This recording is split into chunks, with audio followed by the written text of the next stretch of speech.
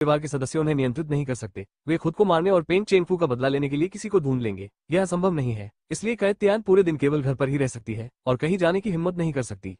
कुछ दिन जल्दी बीत गए। पेंजिया और कैजिया के बीच संघर्ष और अधिक उग्र हो गया। व्यापार से लेकर राजनीति तक सभी पहलुओं में संघर्ष थे। हुआन फेंग और बाई जियाओरो आराम से ओपेरा देख रहे थे।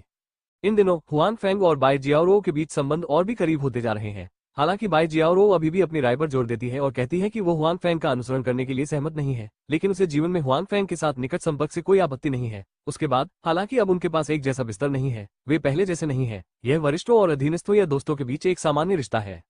पेंग चेंगफू की मौत की खबर सामने आने के बाद तांग मिक्सियो ने हुआन फेंग को एक बार बाहर जाने के लिए कहा। वो उस दिन पहले ही हुआन फेंग के संदेश का अर्थ समझ गई थी। हालांकि हुआन फेंग ने जोर देकर कहा कि पेंग चेंगफू की मौत का उससे कोई लेना देना नहीं है। तांग मुक्यू उलझ नहीं पाया। पेंग आए थे। भले ही हुआन फेंग इसे स्वीकार करना चाहता था, तांग मुक्यू ऐसा नहीं करना चाहता था। उसे डर था कि पेंगस हुआन फेंग को भूलेंगे। इसलिए तांग मुक्सू सोचती है कि जब तक वो जानती है कि उसके दिल में क्या चल रहा है, हुआन फेंग के प्रति अपना आभार व्यक्त करने के लिए उसने उस दिन अपनी पहल पर हुआन फेंग को चूमा और गुप्त रूप से हुआन फेंग को बताया कि यह उसका पहला था चुंबन। इस खबर ने हुआन फेंग को भी खुश कर दिया। उस रात उसके विचार बदलने के बाद हुआन फेंग इसका विरोध नहीं कर सकी। अब तांग मिक्सियो से पहला चुंबन पाना बहुत खुशी की बात है। बाई जियाओरो और तांग मिक्सियो के साथ रिश्ते में काफी प्रगति हुई है, लेकिन उसकी असली प्रेमिका के साथ रिश्ता अभी भी आखिरी चुंबन पर बना हुआ है, जिससे हुआन फेंग असहाय महसूस करता है। हालांकि वो जल्दी में नहीं है। सु यूमो के लिए वो हमेशा थोड़ा दोषी रहता है, इसलिए वो उस पर ज्यादा दबाव नहीं डालना चाहता, बस धीरे धीरे आना। इस दिन ली बिंग्यून ने फोन किया। वो जियांगजू पहुंच गई है। वो शाम को कल के संगीत कार्यक्रम के लिए रिहर्सल करती है। रिहर्सल के बाद वो हुआन फेंग द्वारा बनाया गया भोजन करना चाहती है, जिसका वादा हुआन फेंग ने किया था। हुआन फेंग स्वाभाविक रूप से आपत्ति नहीं करेगा, इसलिए वो सहमत हो गया। उसकी रिहर्सल के बाद वो उसे लेने आता था।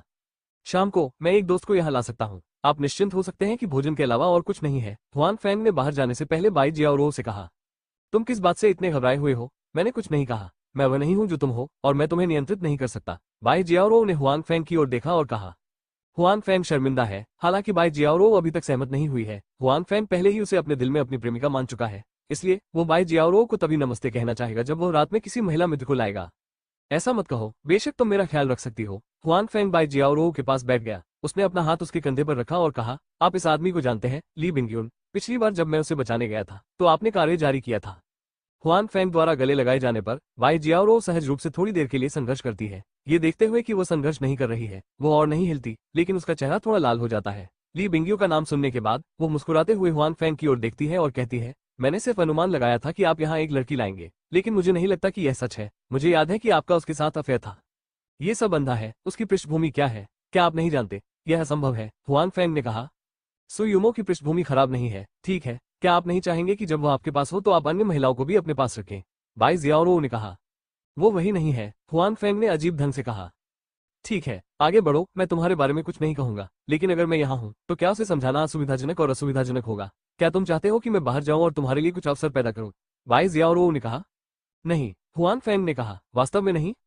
वास्तव में नहीं, मेरा उससे कोई लेना देना नहीं है। मैंने तुमसे कहा था कि मैं 3 पत्नियां और 4 रखैले चाहता हूँ। अगर मेरा उससे कोई लेना देना है तो मैं अभी भी इसे तुमसे छिपा सकता हूँ, हुआन फेंग ने कहा।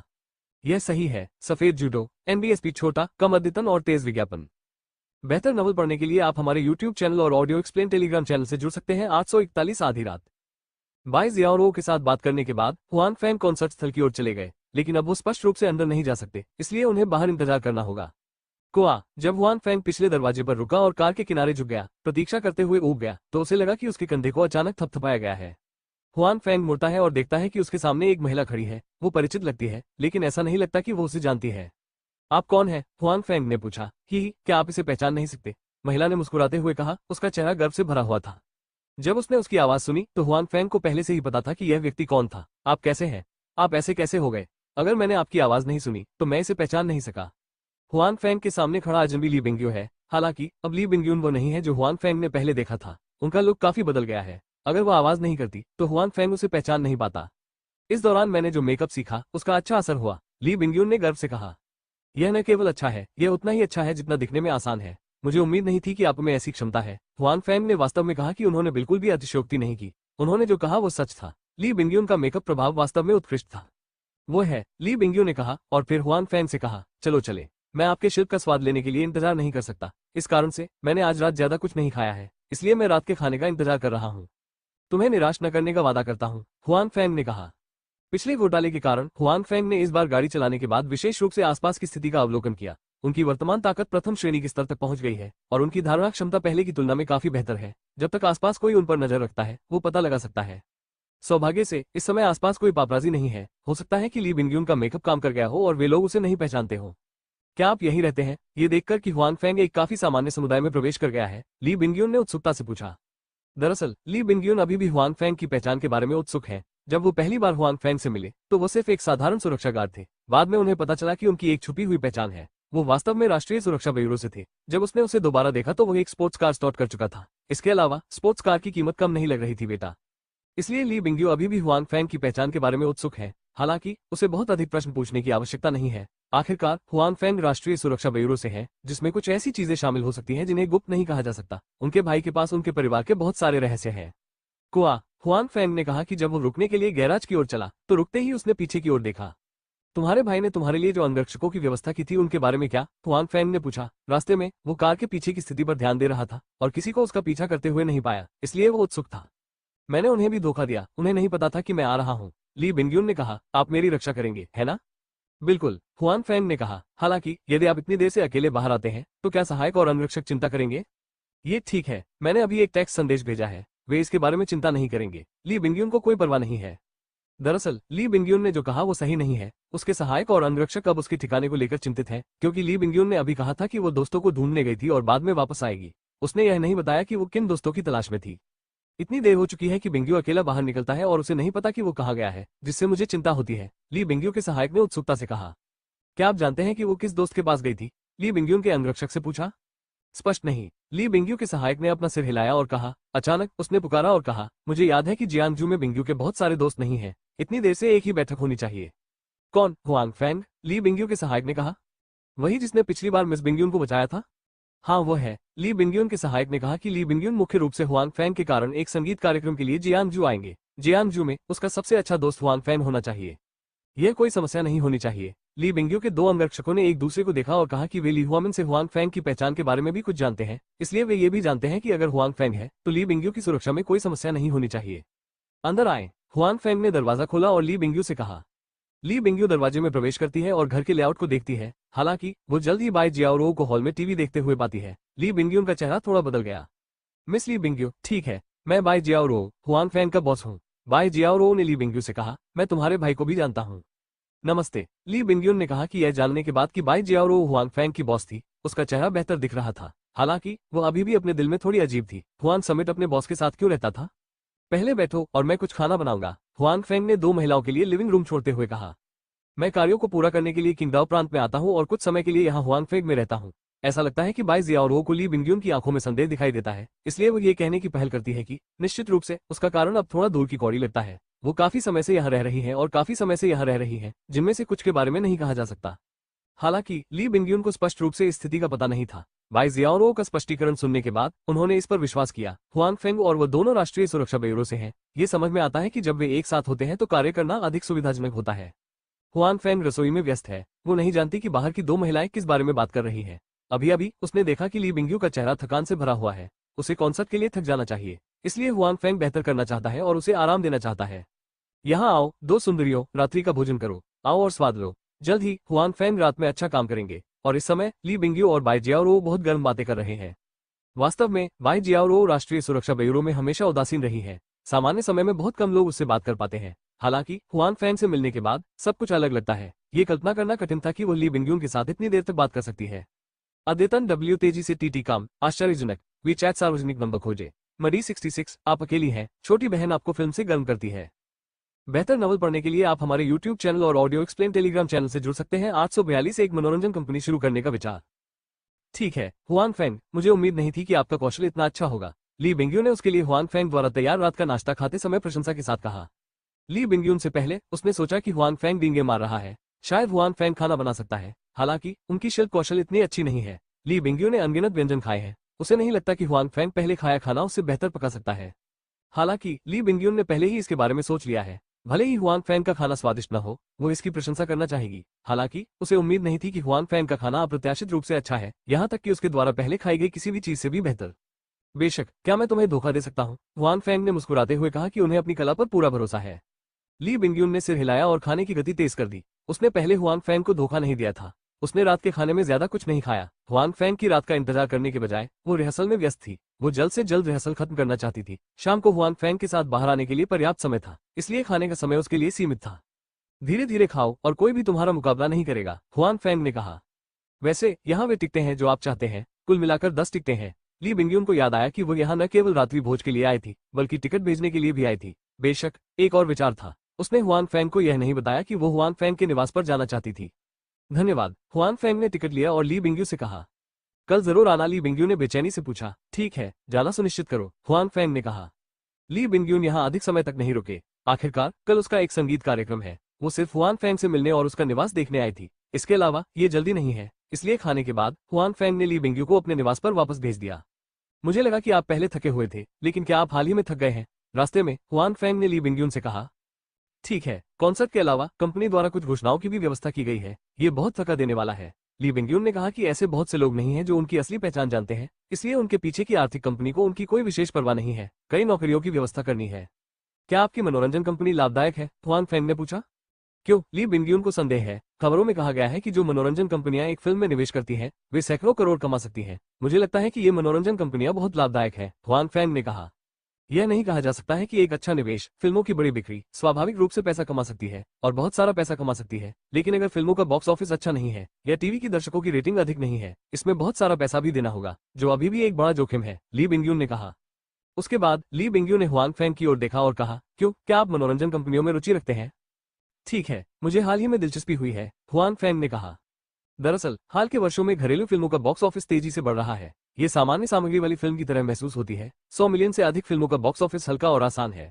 हर साल बॉक्स ऑफिस पर अरबों की कमाई करने वाली कई फिल्में होती हैं। उन मनोरंजन कंपनियों ने बहुत पैसा कमाया है और हुआन फैंग स्वाभाविक रूप से हिस्सा लेना चाहते हैं। हुआन फैंग का नुकसान ये है कि उन्हें इस क्षेत्र में कोई अनुभव नहीं है और वे ये बातें जानते हैं। और तो और बाजार को उन बड़ी कंपनियों ने विभाजित कर दिया है। नए लोगों के लिए प्रवेश करना आसान नहीं है। हालांकि हुआन फैंग के पास अपना अनूठा लाभ भी है, यानी वो अन्य समय और स्थान में प्रवेश कर सकता है। अन्य समय और स्थान में उच्च बॉक्स ऑफिस फिल्मों की स्क्रिप्ट प्राप्त कर सकता है और यहाँ तक कि विशेष प्रभाव तकनीक भी प्राप्त कर सकता है, जो आधुनिक समय का भी काफी हद तक नेतृत्व कर सकता है, समय का। हालांकि वर्तमान में हुआन फैंग के पास केवल ये योजना है और उसने अपना मन नहीं बनाया है। तो अभी उसने ली बिंगयू से यह प्रश्न पूछा था। वो बस अंदरूनी सूत्रों के माध्यम से इसके बारे में और अधिक जानना चाहता था। जब ली बिंगयून ने देखा कि हुआन फैंग वास्तव में इन चीजों में रुचि रखते हैं, तो उन्होंने उन्हें मनोरंजन क्षेत्र में अज्ञात चीजों के बारे में बहुत कुछ बताया और हुआन फैंग को केवल ये पता था कि एक मनोरंजन कंपनी शुरू करना इतना आसान नहीं है। लोग सबसे महत्वपूर्ण चीज है। लोगों के बिना शायद एक छोटा सा भी मशहूर अभिनेता नहीं मिल पाता। शूटिंग के दौरान भी विभिन्न समस्याओं के मामले में शूटिंग के बाद इसे दिखाया नहीं जा सकेगा इत्यादि। एक शब्द में, मनोरंजन जगत में चीजें उतनी सरल नहीं है जितना आप सोचते हैं। यदि आप वास्तव में एक मनोरंजन कंपनी शुरू करते हैं, तो मैं आपकी कंपनी में जाऊंगा उतरने के लिए, ली बिंगयून ने मुस्कुराते हुए हुआन फैंग से कहा। वास्तव में उसने नहीं सोचा था कि हुआन फैंग वास्तव में एक मनोरंजन कंपनी खोलेगी। आखिरकार हुआन फैंग अब जो कर रहे हैं उसका मनोरंजन जगत से कोई लेना देना नहीं है और एक आम आदमी हुआन फैंग के लिए यह व्यवसाय करना इतना आसान नहीं है। हालांकि अगर हुआन फैंग वास्तव में एक मनोरंजन कंपनी शुरू करता है, तो ली बिंगयून को लगता है कि वहां जाना बुरा नहीं है। खत्म होने के बाद भी वो अभी भी बहुत प्रभावित है। हुआन फैंग के साथ सहयोग करना बहुत अच्छा होगा। यही तो आपने कहा, अगर मैं इसे गंभीरता से लूं तो मुझे ही यह मनोरंजन कंपनी चलानी होगी, हुआन फैंग ने मुस्कुराते हुए कहा। हुआन फैंग, आवेगी मत बनो। मनोरंजन का क्षेत्र इतना सरल नहीं है, तुम्हें इसके बारे में स्पष्ट रूप से सोचना चाहिए। ली बिंगयू हुआन फैंग के आवेग से डरता है। ये देखते हुए कि मनोरंजन उद्योग में पैसा कमाना आसान है, उसके पास इसमें जल्दबाजी करने की थोड़ी सी भी तैयारी नहीं है। उस स्थिति में हुआन फैंग को निश्चित रूप से नुकसान उठाना पड़ेगा। चिंता मत करो, मैं आवेगी नहीं होऊंगा। अगर मैं तैयार नहीं होता तो मैं मनमाने निर्णय नहीं लूंगा, हुआन फैंग ने कहा। अच्छा, ये तो अच्छी बात है, ली बिंगयू ने कहा। मैं आपसे कल मिलूंगा। कल मिलते हैं, खुश हो जाओ, हुआन फैंग ने कहा। मैं करूंगा, ली बिंगयू ने कहा और फिर एक रहस्यमय मुस्कान के साथ उसने कहा, चलो भी। ली बिंगयू की पीठ देखकर हुआन फैंग ने बुदबुदाया, मैं कल प्रदर्शन नहीं करना चाहता। ईंधन क्या है? होटल लौटे ली बिंगयून से उनके सहायक ने अनिवार्य रूप से पूछा। ली बिंगयून ने कुछ देर तक समझाया, जिससे वह आश्वस्त हो गई। हालांकि सहायक के चले जाने के बाद ली बिंगयू अपने बिस्तर पर लेट गया, लेकिन सोचने लगा कि हुआन फैंग ने उससे पहले सड़क पर क्या कहा था। ली बिंगयू को लगता है कि हुआन फैंग एक लक्ष्यहीन व्यक्ति नहीं है, क्योंकि उन्होंने मनोरंजन उद्योग के बारे में पूछा था और उनके मन में एक मनोरंजन कंपनी चलाने का विचार आया था, इसलिए उनके पास वास्तव में योजना है। ऐसे में क्या वो उसकी मदद कर सकते हैं? ठीक है, मेरा अनुबंध समाप्त होने वाला है। अगर हुआन फैंग वास्तव में एक मनोरंजन कंपनी चलाता है, तो मैं उसकी कंपनी में जाऊंगा। इसके अलावा मैं हाल के वर्षों में सकल में कुछ लोगों से मिला हूं और मुझे उसकी मदद करने में सक्षम होना चाहिए, ली बिंगयून ने सोचा। एनबीएसपी छोटा, कम अद्यतन और तेज विज्ञापन बेहतर नवल पढ़ने के लिए आप हमारे यूट्यूब चैनल और ऑडियो एक्सप्लेन टेलीग्राम चैनल से जुड़ सकते हैं। 843 टिकट। कय तियान मर चुका है। जब हुआन फैंग अपने निवास पर लौटे तो बाई जियाओ अभी तक सोई नहीं थी। उसे वापस देखकर उसने चेहरे पर भाव लाते हुए उसे थोड़ी चौंकाने वाली खबर सुनाई। हुआन फैंग थोड़ा स्तब्ध रह गए और पूछा, कब? आपकी मृत्यु कैसे हुई? अभी 1 घंटे पहले मुझे मेरे विला में जिंदा मार दिया गया था, बाई जियाओरो ने कहा। पेन का हाथ, अभी निश्चित नहीं हूं, बाई जियाओरो ने कहा। घटनास्थल पर कोई स्पष्ट सबूत नहीं बचा था। हालांकि कैतियान की सुरक्षा के लिए कई परिवार द्वारा आमंत्रित किए गए अंगरक्षक स्तब्ध थे। जाहिर है यह वे लोग थे जो कई परिवार के पास गए थे जो औसत दर्जे के नहीं थे। हुआन फैंग ने सिर हिलाया। पेंगस के पास संबंधों का एक गहरा नेटवर्क था। उनके परिवार में कई रक्षक थे। इसके अलावा उनमें से अधिकांश विशेष बलों से सेवानिवृत्त थे। उनका कौशल असाधारण था। वे गार्ड जो पहले जियांगजू आए थे, अगर वे लापरवाह नहीं होते तो कई परिवार के चैम्बरलेन द्वारा उन्हें नहीं मारा जाता। हालांकि उन गार्डों की बुरी तरह मृत्यु हो गई, लेकिन इसका मतलब यह नहीं है कि पेंग परिवार की गार्ड क्षमता खराब है। इसके विपरीत उनकी रक्षक शक्ति कई परिवार की तुलना में बहुत अधिक है। शायद वे सीआई के परिवार के साथ इस तरह की तकरार से थक चुके हैं, इसलिए पेंग के परिवार ने और भी बड़ा कदम उठाया है। कैतियान ने उनके बेटे को मार डाला। स्वाभाविक रूप से वे चाहते हैं कि कैतियान अपने जीवन के लिए अपना जीवन बदल दे। कैतियान को मारना बहुत अप्रत्याशित नहीं है। मुझे डर है कि कैतियान के पिता पागल हैं। हुआन फैंग बैठ गए और बाई जियाओरो को देखा। कुआ, बाई जियाओरो ने उत्तर दिया। ऐसा कहा जाता है कि वो मौके पर ही बेहोश हो गया। जब वो उठा तो उसने अपने बेटे का बदला लेने की धमकी दी। पेंगर्स और सीआईए सब सचमुच अमर है। वे दोनों बहुत महत्वपूर्ण लोग हैं, हुआन फैंग ने कहा। जरूरी नहीं, बाई जियाओरो ने कहा। हालांकि मैं जल्द ही कैतियान की मौत की जांच शुरू करूंगी। आखिरकार यह मामला शायद पेंग परिवार का हाथ है। जब तक मुझे सबूत मिलते हैं, हालांकि मैं पेंग परिवार को चोट नहीं पहुंचा सकता, फिर भी मैं ऐसा कर सकता हूं। अगर मैं पेंग परिवार को कुछ परेशानी पहुंचाऊं तो ऐसा होगा। क्या मैं आपकी मदद कर सकता हूं? हुआन फैंग ने कहा। बेशक, अगर आपके पास समय हो। बाई जियाओरो जानती है कि हुआन फैंग का अपना उद्योग है और कई उद्योग हैं, इसलिए वो जानती है कि हुआन फैंग बहुत व्यस्त है। हुआन फैंग के साथ संबंध बनाने के बाद हालांकि वो इसे स्वीकार नहीं करना चाहती, लेकिन वो हुआन फैंग के बारे में सोचने के अलावा कुछ नहीं कर सकती। इस कार्य के लिए वो हुआन फैंग को भाग लेने के लिए नहीं कहती है, बल्कि जब उसके पास समय हो तो भाग लेने के लिए कहती है। हुआन फैंग ने सिर हिलाया और पेंगस के साथ उसके संबंध अच्छे नहीं थे। उसने पेन चेंगफू को ही मार डाला। अगर पेंगस को इसके बारे में पता होता तो वे उसे कभी जाने नहीं देते, यहाँ तक कि सीआईएस भी उसे जाने नहीं देगा। आखिरकार यह उन्हीं की वजह से था कि सीआईएस अब इस स्थिति में है। इसलिए हुआन फैंग ऐसे काम करने को तैयार है जिससे पेन के परिवार को परेशानी हो सकती है। दोनों ने फिर बातचीत की। अभी जल्दी नहीं थी, इसलिए उन्होंने आराम करने का फैसला किया। हालांकि जब हुआन फैंग खड़े हुए और जाना चाहा तो बाई जियाओरो ने अपना हाथ उनकी ओर बढ़ाया। क्या? हुआन फैंग ने संदेह से पूछा। टिकट, बाई जियाओरो ने कहा। क्या आपके स्टार मित्र ने आपको ढेर सारे टिकट नहीं दिए? मुझे एक दीजिए। क्या आपको भी संगीत कार्यक्रम पसंद है? हुआन फैंग ने बाई जियाओरो के लिए एक टिकट निकाला और कहा। ये ठीक है, आप हर समय घर पर नहीं रह सकते, कभी कभार बाहर जाकर आराम करना अच्छा है। बाई जियाओरो ने कहा कि वो टिकट इकट्ठा करके संतुष्ट है। हालांकि दोनों के बीच पहले से ही एक रिश्ता रहा है और हाल ही में कई अंतरंग हरकतें हुई हैं। ये स्पष्ट है कि वे एक कमरे में सोने के बिंदु तक नहीं पहुंचे हैं, इसलिए वे अभी भी अलग अलग सो रहे हैं।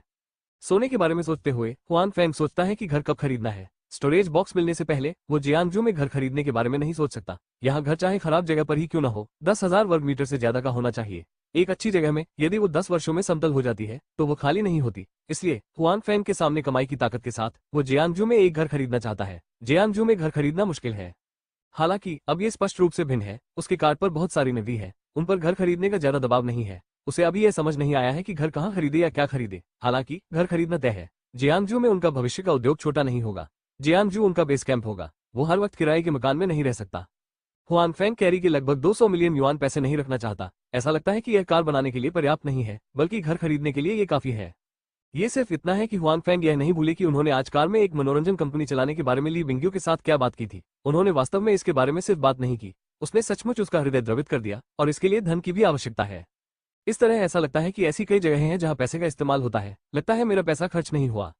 पैसा, पैसा या पैसा कमाने के लिए, हुआन फैंग ने सोचा। हालांकि ये स्पष्ट है कि हम पैसा कमाने के बारे में बहुत अधिक चिंतित नहीं हो सकते। अब सबसे जरूरी काम सुयुमो को कल ली बिंग्यून के संगीत कार्यक्रम में जाने के लिए कहना है। इसलिए हुआन फैंग ने सुयुमो को बुलाया और कहा कि वो क्या सोचता है। कल रात ली बिंग्यून का संगीत कार्यक्रम देखने जा रहे हैं, सुयुमो से पूछा। हाँ, क्या आपके पास समय है? हुआन फैंग ने पूछा। हाँ, मैं बस आपको इसके बारे में बताने की कोशिश कर रहा हूँ। मुझे बिंग्यून के कॉन्सर्ट में आने के बारे में भी पता है। इसके अलावा बिंग्यून ने मुझे मेंगजियाओ और मेरे लिए 2 टिकट दिए थे। मैं बस सोच रहा था कि क्या आपके पास समय है, सुयुमो ने कहा। हुआन फैंग को याद है कि ली बिंग्यून तियानजियाओ समूह के प्रवक्ता है। सुयुमो और जी मेंगजियाओ के साथ उसका ज्यादा संपर्क नहीं है, लेकिन रिश्ता अच्छा है। इस बार जियांगजू में एक संगीत कार्यक्रम में सुयुमो और जी मेंगजियाओ को टिकट देना भी उनके लिए सामान्य बात है। ये सिर्फ इतना है कि ली बिंग्यून ने स्पष्ट रूप से यह उम्मीद नहीं की थी कि सुयुमो या जी मेंगजियाओ अन्य लोगों को ले जाएंगे, इसलिए उन्होंने उनमें से केवल 2 को ही दिया। हालांकि यहाँ से यह देखा जा सकता है कि ली बिंग्यून हुआन फैंग में बहुत अच्छे थे और उन्हें उनमें से 10 सीधे दे दिए। 2 जी मेंगजियाओ वो लड़की नहीं जाती है, हुआन फैंग ने कहा। कुल 2 सुयुमो ने भी खुद को बुलाया, दूसरा जी मेंगजियाओ का है। वो और मैं ये चाहते हैं, सु यूमो ने कहा, लेकिन यह नहीं कहा कि जी मिंगजियाओ नहीं जाएंगे। दरअसल सु यूमो हुआंग फैंग के साथ कॉन्सर्ट में जाना चाहती है। वो जी मिंगजियाओ से टिकट खरीदना चाहती है। हालांकि इंटरनेट पर टिकट लंबे समय से बिक चुके हैं और वो उन्हें नहीं खरीद सकती। वो केवल जी मिंगजियाओ से कुछ शर्तों का वादा कर सकती है और फिर अपना टिकट ले सकती है। मेरे पास यहाँ 2 टिकट हैं, एक जी मिंगजियाओ का, इसके लिए मत पूछो, हुआंग फैंग ने कहा। अद्यतन W तेज और विस्तृत कम रिपोर्ट करें। टेक्स्ट लाइब्रेरी को जलाना अद्भुत है। दिव बेहतर नवल पढ़ने के लिए आप हमारे YouTube चैनल और ऑडियो एक्सप्लेन टेलीग्राम चैनल से जुड़ सकते हैं। 844 कभी नहीं मरना। आपकी टिकट कहाँ से है? क्या आपने इसे खरीद लिया? सुयुमो ने पूछा। नहीं, ये बर्फ के बादल से है, हुआंग फैंग ने कहा। ओह, मिस बिंग्यू आपके लिए बहुत अच्छी है। सुयुमो ने कहा कि वो सुन सकती है कि हुआंग फैंग ने ली बिंग्यू को बुलाया था, इसलिए यह एक गलती थी। मिस बिंग्यू बहुत अच्छी है। हुआंग फैंग को सू के शब्दों में ईर्ष्या सुनाई दी और उसने जल्दी में एक शब्द कहा। ठीक है, चूंकि आपके पास टिकट है, मैं उन्हें मेंगजियाओ और मोक्स्यू को दे दूंगा। सुयुमो ने हुआंग फैंग से दोबारा नहीं पूछा, जिससे उसे राहत मिली। सौभाग्य से मैंने यह नहीं कहा कि बिंग्यून ने मुझे 10 टिकट दिए, अन्यथा मैं मर जाता। हुआंग फैंग ने फोन रखने के बाद कुछ लोगों के दिल में चुपचाप खुशी जताई। हालांकि सुयुमो की प्रतिक्रिया से हुआंग फैंग को सिरदर्द होने लगा। ली बिंग्यून का इससे कोई लेना देना नहीं है। यदि वो तांग मिक्स्यू और बाई जियाओरो के साथ अपने रिश्ते को जानती तो प्रतिक्रिया आपसे भी अधिक तीव्र होती। आओ, कदम दर कदम। हुआंग फैंग ने खुद को सांत्वना दी कि चूंकि उसने अपना मन बना लिया है, इसलिए वह आसानी से नहीं बदलेगा। भले ही उसे पता हो कि यह वास्तव में कठिन है, फिर भी वह आसानी से हार नहीं मानेगा। हुआंग फैंग सुरक्षित रूप से आराम कर सकते हैं। हालांकि सियाई के परिवार और पेन के परिवार के कुछ लोग जो हाल ही में जमकर झगड़ रहे हैं, उनके पास अच्छा आराम करने का कोई रास्ता नहीं है। पेन परिवार? क्या पेन परिवार है? मैं अपने बेटे को मारने की हिम्मत करता हूँ। मैं कई युडे आप सभी को नहीं मारूंगा और पुरुष न बनने की कसम खाता हूँ। जाओकाई के परिवार के विला में कई युडे गुस्से में है कि वह अपने बेटे के शव की रखवाली कर रहा है। उनके परिवार में कई चीजें तोड़फोड़ दी गई है। उसका चेहरा क्रूर है और उसका पूरा शरीर क्रोधित है। हालांकि कुछ ही समय में पूरा व्यक्ति काफी बूढ़ा हो गया है। पेंगस के साथ लड़ाई के इन दिनों में उन्हें बहुत दबाव महसूस हुआ। हालांकि वो पहले से जानता था कि पेंगस की शक्ति बहुत मजबूत थी। आखिरकार उसे व्यक्तिगत रूप से इसका एहसास नहीं था, लेकिन इन दिनों में उन्हें समझ आ गया कि पेंगस की शक्ति कभी खत्म नहीं हुई थी। अन्य प्रांतों और शहरों में कई परिवार के उद्योगों को हाल के दिनों में अलग अलग डिग्री तक प्रभावित किया गया है और नुकसान छोटे नहीं है। वे कंपनियां कई परिवार की अपनी नहीं बल्कि अन्य शेयरधारक हैं। इन दिनों वे शेयरधारक लगातार उन पर आरोप लगाते हैं और पेन परिवार के साथ समझौता करने के लिए दबाव डालते हैं, जिससे वे नाराज भी रहते हैं। किंग प्रांत उनके काई परिवार का आधार है, इसलिए नुकसान अपेक्षाकृत कम है। हालांकि उन्हें काफी दबाव भी महसूस होता है। ऐसे कई लोग हैं जो स्पष्ट या परोक्ष रूप से विभिन्न रिश्तों के माध्यम से उन तक अपनी बात पहुंचाते हैं, जिसका अर्थ है कि उन्हें उम्मीद है कि वे पेन परिवार के साथ समझौता कर सकते हैं। यदि नहीं, तो वे लंबे समय तक कई परिवार की मदद नहीं कर पाएंगे। और कई यूडे को पता है कि उस वीडियो के बाद कई परिवार के लिए पेन परिवार के साथ समझौता करना लगभग असंभव है। पेन परिवार ने निर्धारित किया है कि पेन चेनफू की मौत कैतियान के कारण हुई थी और वे कैतियान को आसानी से जाने नहीं देंगे। बेशक लगभग अभी भी एक मौका है, क्योंकि पेन चेनफू के पिता पेन परिवार के मालिक नहीं है।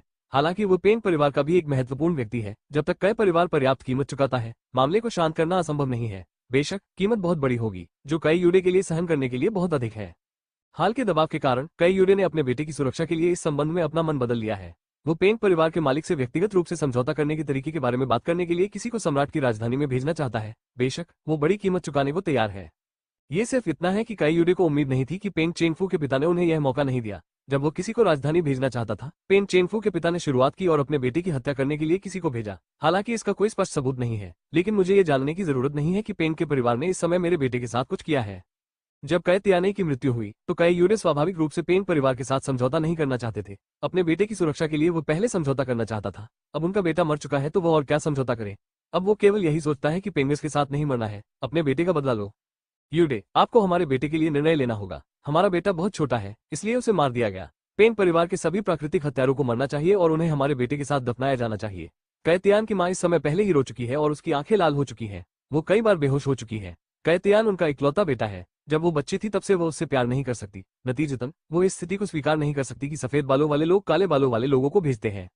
मुझे पता है कि मैं पेन के परिवार को जाने नहीं दूंगी। मैं उन सभी को जियाओटियन के साथ जाने दूंगी, काई यूडे ने क्रूर स्वर में कहा। इस समय वो पागलपन में पड़ गया था, अपनी समझ खो बैठा था। कौन सा उद्योग, कौन सा कानून और अन्य चीजें उसके विचार से बाहर थी। हालांकि उन्हें हमेशा अपने बेटे को डांटना अच्छा लगता था, लेकिन दिल से वे अपने बेटे से बहुत प्यार भी करते थे। अब वो मर गया तो उसे दुख कैसे न होता।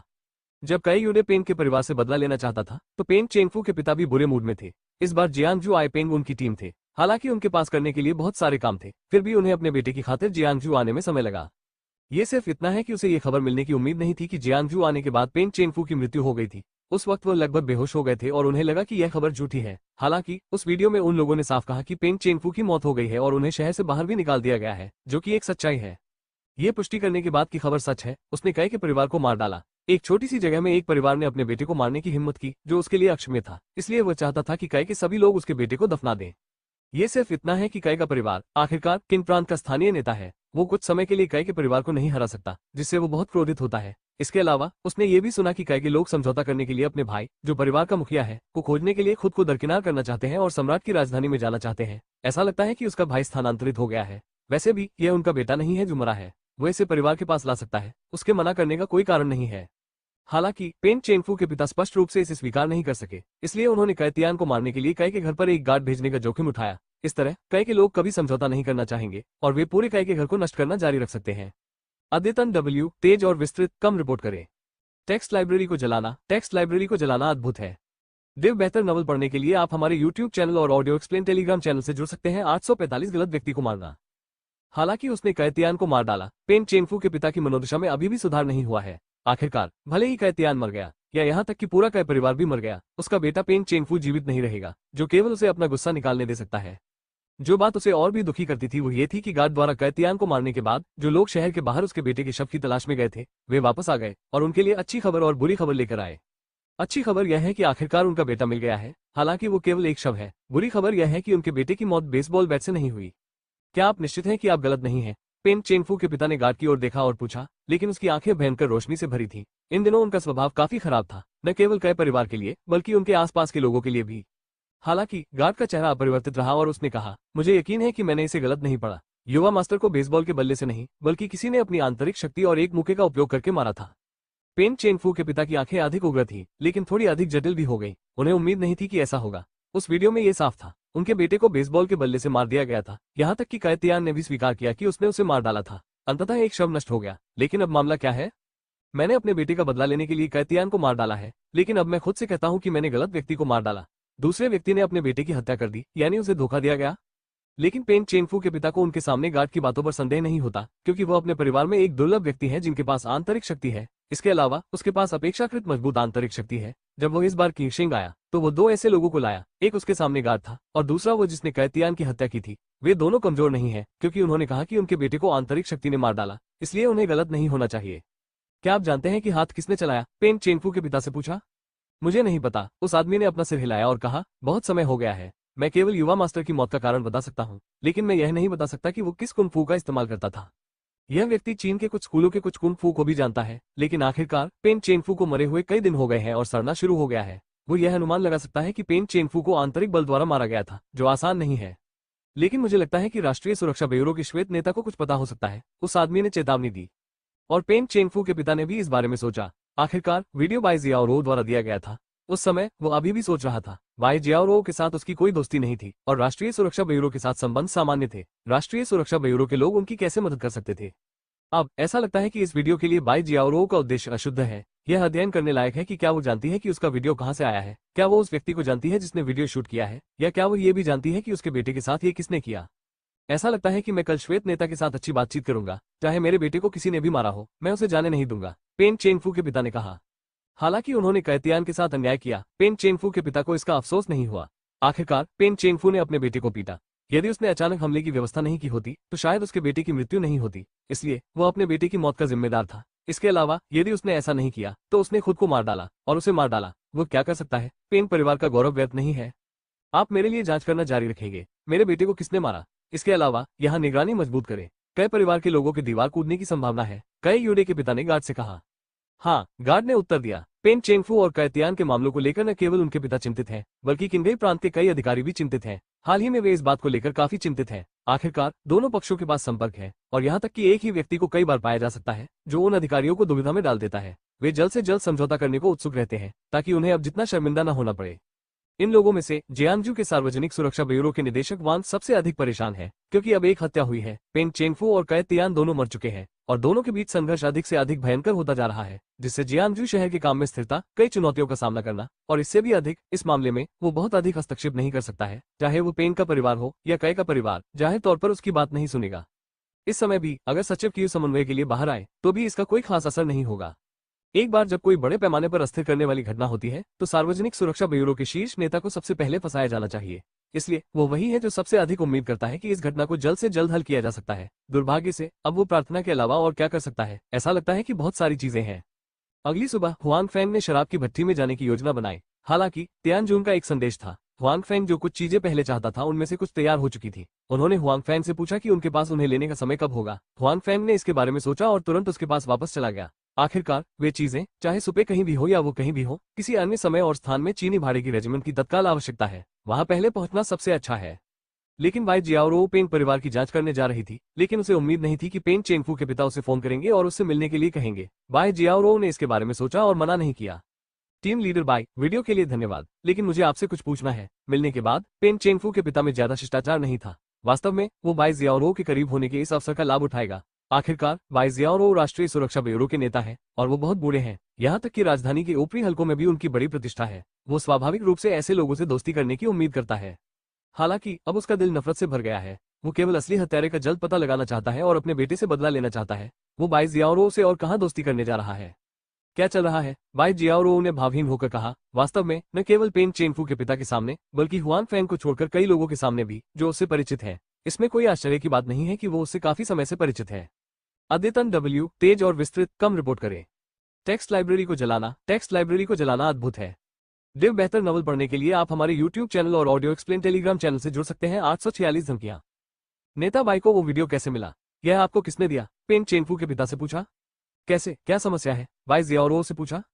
कोई बात नहीं, मैं बस एक दूसरे को धन्यवाद देना चाहता हूँ। अगर वह नहीं होता तो मुझे नहीं पता कि मेरे बेटे को किसने मारा। पेन चेनफू के पिता ने कहा, आधा सच और आधा झूठ। ओह, इस मामले में यह आवश्यक नहीं है। मुझे नहीं पता कि दूसरा पक्ष कौन है, बाई जियाओरो ने कहा। बाई जियाओरो को लगता है कि पेंग चेंगफू के पिता ने कहा कि वीडियो के मालिक का पता लगाने का उद्देश्य अशुद्ध है। उसे न केवल उस व्यक्ति को देखना चाहिए जिसने वीडियो शूट किया है, बल्कि उसके अन्य उद्देश्य भी होने चाहिए। इसके अलावा बाई जियाओरो नहीं चाहती कि पेंग चेंगफू के पिता को हुआन फैंग के अस्तित्व के बारे में पता चले, जिससे हुआन फैंग को कुछ परेशानी होगी। बाई जियाओरो की बातें सुनकर पेंग चेंगफू के पिता भौहें चढ़ा बैठे। वैसे भी पेंग परिवार भी एक बड़ा परिवार है। ऐसा लगता है कि बाई जियाओरो इतनी विनम्र नहीं हो सकती। टीम लीडर बाई, मेरे बेटे का शव आज मिला है। वो बेसबॉल के बल्ले से नहीं, बल्कि एक आंतरिक शक्ति विशेषज्ञ से मरा है। इसलिए ये कैद तियान नहीं है जिसने मेरे बेटे को मार डाला, बल्कि किसी और ने, पेन चेनफू के पिता ने कहा। ओह, तो आप ही हैं जिसने वीडियो शूट करने पर संदेह किया। आप क्या जानते हैं? दूसरे शब्दों में, आप ही हैं जिसने वीडियो शूट करने पर संदेह किया। आप ही हत्यारे हैं जिसने आपके बेटे को मार डाला। बाई जियाओरो ने अपनी भौहें उठाई और कहा। हालांकि बाई जियाओरो का चेहरा ज्यादा नहीं बदला है, लेकिन उसके दिमाग में अभी भी कुछ सबूत हैं। पेन चेनफू के पिता ने जो कहा उसे सुनने के बाद सबसे पहले उसके मन में हुआंग फैंग का ख्याल आया। इससे पहले उसे संदेह था कि हुआंग फैंग का पेन चेनफू की मौत से कुछ लेना देना है। अब पेन चेनफू के पिता ने सबूत सामने रख दिए हैं और बाई जियाओरो अधिक निश्चित है। हालांकि संदेह करना या निश्चित होना एक बात है, वो दूसरी बात है। बाई जियाओरो स्पष्ट रूप से पेंगो को खुश करने के लिए हुआंग फैंग को बेचना नहीं चाहती थी। मैंने ऐसा नहीं कहा, पेन चेनफू के पिता ने कहा, लेकिन वीडियो बनाने वाला आदमी मौके पर ही रहा होगा। उसने कुछ देखा होगा, है ना? मैं बस और जानना चाहता हूँ। तब मैं केवल इतना ही कह सकता हूँ कि मुझे खेद है। मुझे नहीं पता कि यह वीडियो किसने शूट किया। किसी ने इसे गुमनाम रूप से मुझे भेजा था, लेकिन मैंने देखा कि यह आपके पेंग परिवार से संबंधित था, इसलिए मैंने इसे आपको भेजा। बाई जियाओरो ने उसी चेहरे से कहा। पेंग चेनफू के पिता के चेहरे पर गुस्से की झलक थी। जाहिर है उन्हें बाई जियाओरो की बातों पर विश्वास नहीं हुआ। उनकी राय में बाई जियाओरो ने बस उनके साथ सहयोग नहीं किया और उन्हें मौका नहीं दिया। टीम लीडर बाई, क्या आप मदद करना चाहती हैं? पेंग चेनफू के पिता ने अपना गुस्सा नहीं छिपाया। हालांकि बाई जियाओरो स्पष्ट रूप से उनके ये कहने से नहीं डरती है। ऐसा नहीं है कि मैं मदद नहीं करती। मैं भी हत्यारे को ढूंढने और मास्टर पेन का बदला लेने में आपकी मदद करना चाहती हूँ, लेकिन मैं वास्तव में शक्तिहीन हूँ। ये देखकर कि बाई जियाओरो कठोर और नर्म नहीं खाती है, पेन चेनफू के पिता ने ठंडे स्वर में कहा, नेता बाई, आप हत्यारे की रक्षा कर रहे हैं। या वो वीडियो मूल रूप से आपके द्वारा बनाया गया था? जाहिर है पेन चेनफू के पिता बाई जियाओरो को धमकाना चाहते थे। हालांकि बाई जियाओरो फिर भी बिल्कुल भी नहीं घबराई। एक दूसरे की ओर देखते हुए उन्होंने शांति से कहा, यह वीडियो मेरे द्वारा नहीं बनाया गया है। यदि आपको लगता है कि यह मेरे द्वारा बनाया गया है या मैंने पेन को चोट पहुंचाई है, तो कृपया मुझे सबूत दिखाएं। यदि नहीं, तो कृपया अपने शब्दों पर ध्यान दें। क्षमा करें, मुझे कुछ और करना है, चलो चले। जब बाई जियाओरो की बात खत्म हुई तो उसने पेन चेनफू के पिता को बात करने का मौका नहीं दिया। वो उठी और सीधे चली गई। जहां तक पेन चेनफू के पिता की धमकी का सवाल है, उसने इस पर ध्यान नहीं दिया। राष्ट्रीय सुरक्षा ब्यूरो एक स्वतंत्र एवं विशिष्ट संस्था है। हालांकि उनके पेन परिवार में काफी संभावनाएं हैं, लेकिन उनके शब्दों को व्यक्त करना इतना आसान नहीं है। पेन चेनफू के पिता ने बाई जियाओरो को जाने से नहीं रोका, लेकिन बाई जियाओरो की पीठ को ठंडे भाव से देखा। बेशक उन्हें वास्तव में संदेह नहीं था कि उनके बेटे को बाई जियाओरो ने मार डाला था। बाई जियाओरो और उनके बेटे को कोई शिकायत या नफरत नहीं थी। ऐसा करना अनावश्यक था। इसके अलावा उनके अपने बेटे की मौत की स्थिति राष्ट्रीय सुरक्षा ब्यूरो की कार्यशैली के अनुरूप नहीं थी। हालांकि पेन चेनफू के पिता का मानना था कि बाई जियाओरो को कुछ पता होना चाहिए। कम से कम उसे ये तो पता होना चाहिए कि वीडियो किसने शूट किया, लेकिन वो यह नहीं बताना चाहती थी कि उस व्यक्ति का उससे क्या लेना देना हो सकता है। ठीक है, राष्ट्रीय सुरक्षा ब्यूरो का एक छोटा प्रमुख जो मुझे या पेंग परिवार का चेहरा नहीं देता, वास्तव में साहसी है, पेन चेंगफू के पिता ने खुद से कहा। हालांकि फिलहाल वो केवल रिश्ते के माध्यम से बाई जियाओरो पर दबाव डाल सकता है। जहां तक बाई जियाओरो के खिलाफ असली लड़ाई की बात है, उसमें बाई जियाओरो के खिलाफ लड़ने की हिम्मत नहीं है। ये पूरे राष्ट्रीय सुरक्षा ब्यूरो को भड़काने के लिए है। हमें ये जानने की जरूरत है कि राष्ट्रीय सुरक्षा ब्यूरो बाहरी दुनिया के साथ बहुत एकजुट है। इसलिए एक बार जब वो बाई जियाओरो के खिलाफ लड़ता है तो परिणाम बहुत गंभीर होते हैं। जब बाई जियाओरो और पेन चेंगफू के पिता लड़ रहे थे, तब हुआंग फेंग ने पहले ही तियानजून के नेतृत्व में हथियार स्वीकार कर लिए थे। हुआंग फेंग की कल्पना के विपरीत वो स्थान जहां हथियार बनाए जाते हैं वो बहुत छिपा हुआ नहीं है और सजावट भव्य है। इसमें कई आधुनिक मशीनें भी हैं जो एक हथौड़े और एक हथौड़े से नहीं बनाई जाती, जैसी उन्होंने कल्पना की थी। ये बॉसफू है। जब तियानजून हुआंग फेंग के साथ यहाँ आया तो दरवाजे पर पहले से ही अच्छे दिखने वाला एक आदमी इंतजार कर रहा था। जाहिर है उसे पहले ही खबर मिल गई थी कि हुआंग फेंग और तियानजून आ रहे हैं। बॉसफू, ये हुआंग फेंग है जो इस समय का नियोक्ता भी है। यदि वो इस समय की चीजों से संतुष्ट है तो वो भविष्य में लंबे समय के लिए यहाँ ऑर्डर करेगा, तियानजून ने धन्य अधेड़ उम्र के व्यक्ति से कहा। दो बॉस, कृपया निश्चिंत रहें कि मेरे पास यहाँ जो कुछ भी है उसमें कोई समस्या नहीं है। उनकी संतुष्टि सुनिश्चित करने के लिए और बॉस हुआंग के साथ सहयोग जारी रखने के लिए तत्पर है, मध्यम आयु वर्ग के व्यक्ति ने आत्मविश्वास भरी मुस्कान के साथ कहा। इस मध्यम आयु वर्ग के व्यक्ति के पास हथियार बनाने का अच्छा कौशल है जो एक पारिवारिक परंपरा है। हालांकि समय की प्रगति और विभिन्न उन्नत प्रौद्योगिकियों के उद्भव के साथ बॉस फू नियमों से बंधे नहीं रहे, बल्कि समय के साथ तालमेल बनाए रखा, कई उन्नत तकनीकों को पेश किया और बदल दिया, जिससे उनके कारखाने में बने हथियार बेहतर और बेहतर हो गए और अपनी छोटी छोटी वर्कशॉप को भी अधिक से अधिक बड़ा बनाया। हालांकि आखिरकार ये ठंडे हथियारों का युग नहीं है। इसके अलावा हालांकि राज्य ने उन्हें इस उद्योग में शामिल होने से सख्ती से प्रतिबंधित नहीं किया है, फिर भी कई प्रतिबंध हैं। इसलिए उनका कारखाना पहले ही बाधा अवधि में प्रवेश कर चुका है और विस्तार जारी रखने का कोई रास्ता नहीं है। हुआंग फेंग के लिए तियानजून का ऑर्डर बॉसफू के लिए एक बड़ी सूची है। इसके अलावा तियानजून ने यह भी कहा कि यह पहला बैच है। यदि नियोक्ता संतुष्ट है तो आगे के ऑर्डर कम नहीं होंगे। इसलिए बॉसफू इस आदेश को बहुत महत्व देते हैं और पहली बार में उत्पादन और निर्माण की व्यवस्था करते हैं। अद्यतन W तेज और विस्तृत कम रिपोर्ट करें। टेक्स्ट लाइब्रेरी को जलाना अद्भुत है। दिव बेहतर नॉवल पढ़ने के लिए आप हमारे YouTube चैनल और ऑडियो एक्सप्लेन टेलीग्राम चैनल से जुड़ सकते हैं। 847 प्राप्त करना चाहते हैं।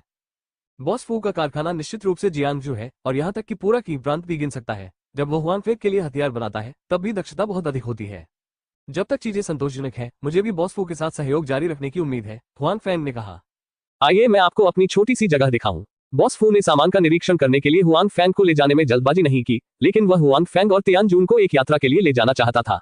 हालांकि उनका स्थान कोई छोटी जगह नहीं है और फर्श क्षेत्र छोटा नहीं है। हुआंग फेंग और तियानजून को भी कोई आपत्ति नहीं है, वे भी इस जगह को लेकर उत्सुक हैं।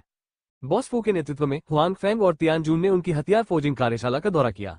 बॉसफू के परिचय के अनुसार यहाँ 2 फोर्जिंग मोड हैं। एक पूरी तरह से हाथ से बनाया गया है, हथियार विशेष रूप से प्रदर्शित, सुंदर और व्यवहारिक है। दूसरे वे हथियार हैं जो खराद और अन्य उपकरणों का उपयोग करके बैचों में निर्मित किए जाते हैं। इस तरह के हथियारों की गुणवत्ता हाथ से बने हथियारों से भी बदतर होती है। हालांकि फायदा यह है कि विनिर्माण की गति तेज है और कीमत सस्ती है। लेकिन हुआंग फेंग को बड़ी संख्या में हथियारों और कम समय की आवश्यकता है, इसलिए उन्हें हाथ से बनाना असंभव है। बॉस हुआंग, आप निश्चिंत हो सकते हैं कि भले ही वे तलवारें प्रवाहकारों द्वारा बनाई गई हो, गुणवत्ता के मामले में कोई समस्या नहीं है। पूरे प्रांत में यहाँ से बेहतर गुणवत्ता कोई नहीं है, बॉस फू ने हुआंग फेंग को आश्वासन दिया। हुआंग फेंग ने सिर हिलाया और कुछ नहीं कहा। जब वो सामान का निरीक्षण करने जा रहा था तो वो उन तलवारों का विशिष्ट प्रभाव देखता था और देखता था कि बॉस फू डींगे मार रहा है या नहीं। फोर्जिंग वर्कशॉप के अलावा बॉस फू की यहाँ एक प्रयोगशाला भी है। उनके मुताबिक समय के साथ तालमेल बिठाकर ही इन्हें बाजार से खत्म नहीं किया जा सकता, इसलिए उन्हें लगातार तकनीक में नवीनता लाने और बेहतर तलवार बनाने की जरूरत है। वैसे भी हुआंग फेंग ने बॉस फू के साहस और दूरदर्शिता की प्रशंसा की। उन्होंने एक दूसरे की ओर देखा और कहा, बॉस फू, मुझे नहीं पता कि उद्योग अब कैसा है, क्या आपका व्यवसाय अच्छा होना चाहिए? बस जीविकोपार्जन करो। बॉस फू ने कहा कि इस समय उनके चेहरे पर बस कुछ उदासी दिखाई दे रही थी। अब आपके जैसे कई बड़े पैमाने पर अनुकूलित तलवारें नहीं हैं। यहाँ मुख्य लाभ स्रोत चीन में तलवारों के प्रशंसक हैं। वे कुछ तलवारों को अनुकूलित करने के लिए पैसे खर्च करेंगे और तलवारों की संख्या बड़ी नहीं है, वे सभी हाथ से बनाई गई है, इसलिए कीमत अपेक्षाकृत अधिक है। लेकिन आखिरकार ऐसे बहुत से लोग नहीं हैं, इसलिए मैं अब इस स्थिति को मुश्किल से बनाए रख सकता हूँ। दिवालिया होना बुरा नहीं है, यह असंभव है बहुत सारा धन कमाए। ये सुनकर हुआंग फेंग का दिल द्रवित हो गया, लेकिन उसके चेहरे पर कोई भाव नहीं था। इसके बजाय वो दूसरी तरफ का दौरा करता रहा। हालांकि यह अभी हुई बातचीत के कारण हो सकता है। बाद में बॉस फू की रुचि बहुत अधिक नहीं थी। यात्रा के तुरंत बाद बॉस फू हुआंग फेंग और तियानजून को गोदाम में ले गए, जहां कई बक्से थे। उसने एक बक्सा खोला और कहा, यहाँ वे तलवारें हैं जिनकी आपको जरूरत है, देखो। हुआंग फेंग ने सिर हिलाया और उसमें से एक चाकू ले लिया। चाकू की शैली कुछ तान दाव जैसी है। ये लगभग 70 सेमी लंबा और नुकीला होता है। जाहिर तौर पर यह उस तरह का चाकू नहीं है जिसमें कोई धार न हो। हुआंग फेंग ने यही मांगा था। वो चाहता है कि ये तलवारें लोगों को मारें और वॉरक्राफ्ट को मारें, न कि केवल उन्हें चोट पहुंचाएं। इसलिए धार में कटौती करना आवश्यक है। निस्संदेह भीख मांगने के लिए यह आवश्यक है कि वो अधिक भुगतान भी करे। हुआंग फेंग इसे ले जाता है और बॉस फू द्वारा तैयार लकड़ी के ढेर के पास जाता है। ढेर का व्यास लगभग 30 सेमी और लंबाई लगभग 40 सेमी है। हुआन फेंग एक हाथ में चाकू रखता है और अचानक उसे तोड़ देता है। ढेर बीच से 2 भागों में टूट जाता है। हुआन फेंग टूटे हुए हिस्से को देखता है। उद्घाटन बहुत चिकना है, लेकिन विभाजन की प्रक्रिया में उसे बहुत अधिक प्रतिरोध नहीं मिला है। जाहिर है चाकू बहुत तेज है। फिर हुआन फेंग एक लटकती भांग की रस्सी के पास आया और उसे चाकू से काट दिया। रस्सी कट गई थी और बंदरगाह बिल्कुल सपाट था। हुआन फेंग ने सिर हिलाया। जाहिर तौर पर वो चाकू से संतुष्ट था। इसके बाद उसने पास के लोहे के ब्लॉक को कई बार काटा, लेकिन ब्लेड मुड़ने का कोई मामला सामने नहीं आया। निस्संदेह यदि ऐसा कई बार होता तभी ऐसा होता। आखिरकार बॉस फू ने हुआन फेंग से कहा था कि यह फ्लो शॉप का तैयार उत्पाद है और इसमें कुछ खामियां होंगी, लेकिन ये पहले से ही बहुत अच्छा है।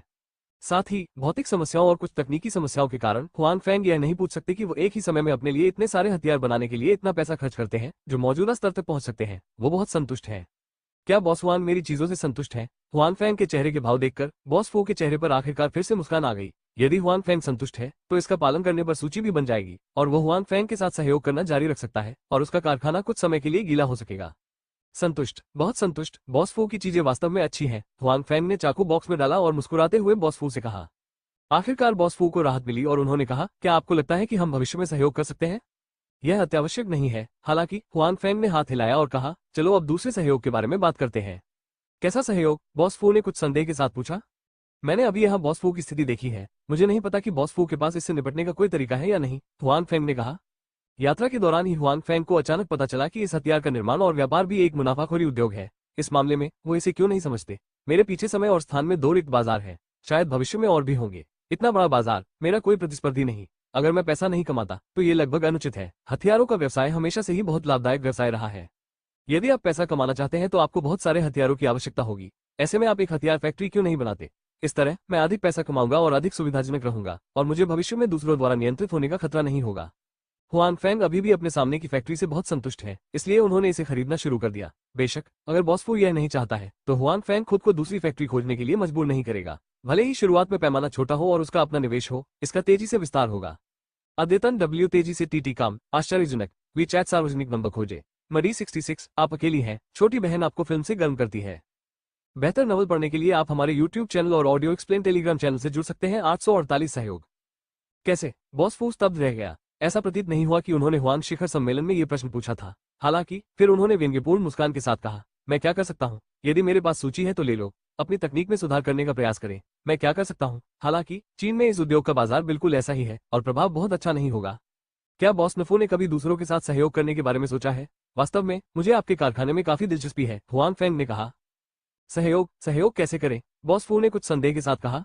अर्थात मैं पैसा निवेश करता हूं और शेयरों का एक हिस्सा रखता हूं, हुआन फेंग ने कहा। क्या आप भी ऐसा ही करना चाहते हैं? बॉस फू ने पूछा। ऐसा नहीं है कि मैंने तुम्हें हरा दिया, यह उद्योग अब करना आसान नहीं है। मैं यहाँ हूँ कि आपने इस बार एक बड़ी सूची बनाई है। इस सूची की संख्या ने मेरे आदेशों की संख्या को पकड़ लिया है। वर्ष की पहली छमाही में कारखाना। बॉस फू ने हुआन फेंग को धोखा नहीं दिया। इतनी बड़ी मात्रा में तलवारें ठीक करना उनके लिए बहुत असामान्य है। वो आमतौर पर यहाँ छोटी सूचियां खरीदता है, कुछ तलवार के शौकीनों से, कुछ तियानजून जैसे लोगों से, लेकिन इस बार इसकी तुलना हुआन फेंग से नहीं की जा सकती। इसलिए बॉस फू के विचार में हुआन फेंग के लिए इस व्यवसाय में जल्दबाजी करना बुद्धिमानी नहीं है। उन पर हुआन फेंग की अच्छी छाप है, इसलिए ये हुआन फेंग की याद दिलाता है। ये ठीक है, मैं बिक्री की समस्या हल कर सकता हूँ। मैं बॉस फू के कहने का इंतजार करूंगा। क्या आप सहयोग करना चाहेंगे? हुआन फेंग ने बेपरवाह होकर पूछा। हुआन फेंग के शब्दों ने बॉस फू को गहरी सोच में डाल दिया। वो वास्तव में पहले अपनी फैक्ट्री को बेचना नहीं चाहता था, भले ही वो उसका केवल एक हिस्सा ही क्यों ना हो। आखिरकार यह उनके कई वर्षों के प्रयासों का परिणाम है। यह अफसोस की बात है कि उन्होंने इतना कुछ त्याग दिया। हालांकि वास्तविकता बहुत क्रूर है। कम और कम ऑर्डरों ने उस पर बहुत दबाव डाला। अब उसके लिए पूरी फैक्ट्री का सामान्य उत्पादन बनाए रखना कठिन होता जा रहा है। इस बार हुआन फेंग से बड़ा ऑर्डर मिला है। अगली बार क्या होगा? अब जबकि हुआन फेंग का इस लाइन में प्रवेश करने का इरादा है, यदि वो इससे सहमत नहीं है तो वो निश्चित रूप से किसी और को ढूंढ लेगा, और यदि उसके पास कोई अन्य आदेश है तो उसकी बारी नहीं होगी। वास्तव में शेयर का एक हिस्सा बेचना असंभव नहीं है। बॉस फू ने पहले इस बारे में नहीं सोचा था। दूसरा कारण यह है कि इस उद्योग में निवेश करने वाले बहुत कम लोग हैं, इसलिए अगर वो कोई पार्टनर ढूंढना भी चाहे तो यह इतना आसान नहीं है। अब हुआन फेंग एक अच्छा विकल्प है। बॉस फू, अगर आपको इसके बारे में सोचने की जरूरत है तो मैं इंतजार कर सकता हूँ, हुआन फेंग ने कहा। नो, बॉस फू ने अचानक हुआन फेंग की ओर देखा और कहा, बॉस हुआन, क्या आप वास्तव में इसमें निवेश करना चाहते हैं? जाहिर है बॉस फू को डर है कि हुआन फेंग सिर्फ एक सनक है। कुछ समय के बाद वो अचानक जारी नहीं रखना चाहता, तब तक ये उसका अपना कारखाना है। बेशक मैं अपने पैसे का मजाक नहीं उड़ाऊंगा, ये हवादार नहीं है, हुआन फेंग ने कहा। क्या आप निश्चित हैं कि आप बिक्री की समस्या का समाधान कर सकते हैं? ये बॉस फू की एक और चिंता है। तलवारें बनाने में कोई दिक्कत नहीं है, उन्हें कारखाने में अपनी शिल्प कौशल और फोर्जिंग स्तर पर भरोसा है। हालांकि कोई चीज कितनी भी अच्छी क्यों ना हो, वो बेकार है। हाँ, मैं तुमसे यह वादा करता हूँ, हुआन फेंग ने मजाक करते हुए कहा। उनके पीछे 2 बड़े बाजार हैं। वो केवल वस्तुओं की कमी की चिंता करता है, वो उन्हें न बेचने की चिंता कैसे कर सकता है? आखिरकार मेरा एक अनुरोध है, यदि आप सहमत हैं तो मैं आपका सहयोग करूंगा, बॉस फू ने गंभीरता से कहा। आवश्यकताएं क्या है आप कहें, हुआन फेंग रोड। आखिरकार ये फैक्ट्री मेरे द्वारा ही चलाई जाती है, मेरे मन में पहले से ही भावनाएं हैं। मुझे उम्मीद है कि सहयोग के बाद भी मैं इस फैक्ट्री का प्रबंधन जारी रखूंगा। बॉस फू ने कहा कि उन्हें स्पष्ट रूप से डर था कि हुआन फेंग अपनी फैक्ट्री खरीदने के बाद अलग खड़े हो जाएंगे। कोई बात नहीं, मैं अब आपसे वादा कर सकता हूँ, हुआन फेंग ने कहा। वास्तव में यदि बॉस फू इस आवश्यकता का उल्लेख नहीं करता है तो हुआन फेंग दूसरे पक्ष को रुकने और प्रबंधन जारी रखने के लिए कहेगा। आखिरकार दूसरा पक्ष इस स्थान से अधिक परिचित है और वो अन्य कार्य करने के लिए अधिक ऊर्जा भी बचा सकता है। ठीक है, यदि हाँ तो मैं आपके साथ सहयोग करने के लिए सहमत हूँ, बॉस फू ने कहा। वास्तव में उन्होंने हुआन फेंग के साथ सहयोग करने का वादा किया था, लेकिन वो अपने द्वारा स्थापित कारखाने को अपने हाथों नष्ट होते नहीं देखना चाहते थे। जहां तक तियान जून की पहचान का सवाल है, वो इसके बारे में कुछ जानता था। तियान जून हुआन फेंग का बहुत सम्मान करता था, जिससे उसे हुआन फेंग की पहचान के बारे में जानने की जिज्ञासा हुई। संभवतः हुआन फेंग की पहचान अलग होनी चाहिए। हुआन फेंग के निवेश से उनका अपना कारखाना जीवित रह सकता है। आप भविष्य में अपने आज के निर्णय के लिए आभारी रहेंगे, हुआन फेंग ने मुस्कुराते हुए कहा। ऐसा ही हो, बॉस फू मुस्कुराए। उसके बाद दोनों ने सहयोग के विवरण पर चर्चा की। हुआन फेंग ने कारखाने में 70% शेयर खरीदने के लिए 10 मिलियन युआन खर्च किए। दरअसल कीमत थोड़ी ज्यादा है, हालांकि हुआन फेंग को कोई परवाह नहीं है। वो बॉस फू का दिल खरीदकर खुश है। ऐसे अनुभवी और योग्य व्यक्ति से वो अपनी मदद कर सकता है। सहकारी वार्ता के बाद हुआन फेंग ने उपकरण को नवीनीकृत करने, उत्पादन पैमाने का विस्तार करने और प्रयोगात्मक निवेश पर शोध करने के लिए कारखाने में तुरंत 10 मिलियन युआन का निवेश किया। हालांकि हुआन फेंग को पता था कि प्रयोग पर खर्च किया गया पैसा कम नहीं होगा और परिणाम आसानी से प्राप्त नहीं होंगे। हालांकि हुआन फेंग को लगा कि यह निवेश आवश्यक था। हुआन फेंग के साहस से बॉस फू बहुत खुश है। आखिरकार अगर हुआन फेंग बिक्री की समस्या हल कर लेते हैं तो उनका कारखाना वास्तव में बढ़ जाएगा और उनका पिछला निर्णय सही है। बॉस फू सुखद सहयोग। जाते समय हुआन फेंग ने बॉस फू से कहा, बॉस हुआन, बस मुझे नाम से बुलाएं, मेरा नाम फुयुआन है, बॉस फू ने कहा। मैं तुम्हें बाद में भाई फू कहूंगा, बहुत दयालु, हुआन फेंग ने मुस्कुराते हुए कहा। मेरी उम्र क्या है, ये तुमसे कहीं ज्यादा बुरा है, फुयुआन ने कहा कि हुआन फेंग भी उनके रवैये से बहुत खुश थे, जिससे पता चला कि पहचान बदलने के कारण हुआन फेंग ने खुद का इंतजार नहीं किया, जिससे वो बहुत संतुष्ट थे। फुयुआन के साथ कुछ देर बातचीत करने के बाद हुआन फेंग चले गए। हालांकि जब वो चला गया तो उसने गोदाम में बनाई गई सभी तलवारें ले ली और फुयुआन को निर्माण जारी रखने के लिए कहा। जितनी अधिक तलवारें उतनी अच्छी मात्रा, उसे बिक्री के बारे में चिंता करने की जरूरत नहीं थी। जब उन्होंने हथियार बनाने की फैक्ट्री छोड़ी तो हुआन फेंग अच्छे मूड में थे। वो सामान लेने आया था। अप्रत्याशित रूप से उसने एक फैक्ट्री खरीदी। हालांकि इस तरह से उसके लिए भविष्य में हथियार बनाना अधिक सुविधाजनक होगा। अद्यतन डब्ल्यू तेजी से टीटी काम, आश्चर्यजनक, वीचैट सार्वजनिक नंबर खोजे। मरी 66, आप अकेली हैं, छोटी बहन आपको फिल्म से गर्म करती है। बेहतर नवल पढ़ने के लिए आप हमारे यूट्यूब चैनल और ऑडियो एक्सप्लेन टेलीग्राम चैनल से जुड़ सकते हैं। 849 अच्छी प्रतिक्रिया। हालांकि यह केवल एक अस्थायी विचार है। हुआन फेंग हथियार फैक्ट्री खरीदने से बहुत संतुष्ट है। आखिर उसे भविष्य में कई हथियारों की जरूरत पड़ेगी। जाने से पहले उन्होंने फुयुआन को अन्य ठंडे हथियारों जैसे धनुष और तीर, दास और यहाँ तक कि कवच के उत्पादन का अध्ययन करने के लिए कहा। हालांकि फुयुआन पहले इन चीजों से अवगत नहीं हुआ है, इसलिए इसमें कुछ समय लगेगा और शोध में निवेश भी कम नहीं होगा। सौभाग्य से हुआन फेंग द्वारा निवेश किया गया 10 मिलियन फिलहाल के लिए पर्याप्त है।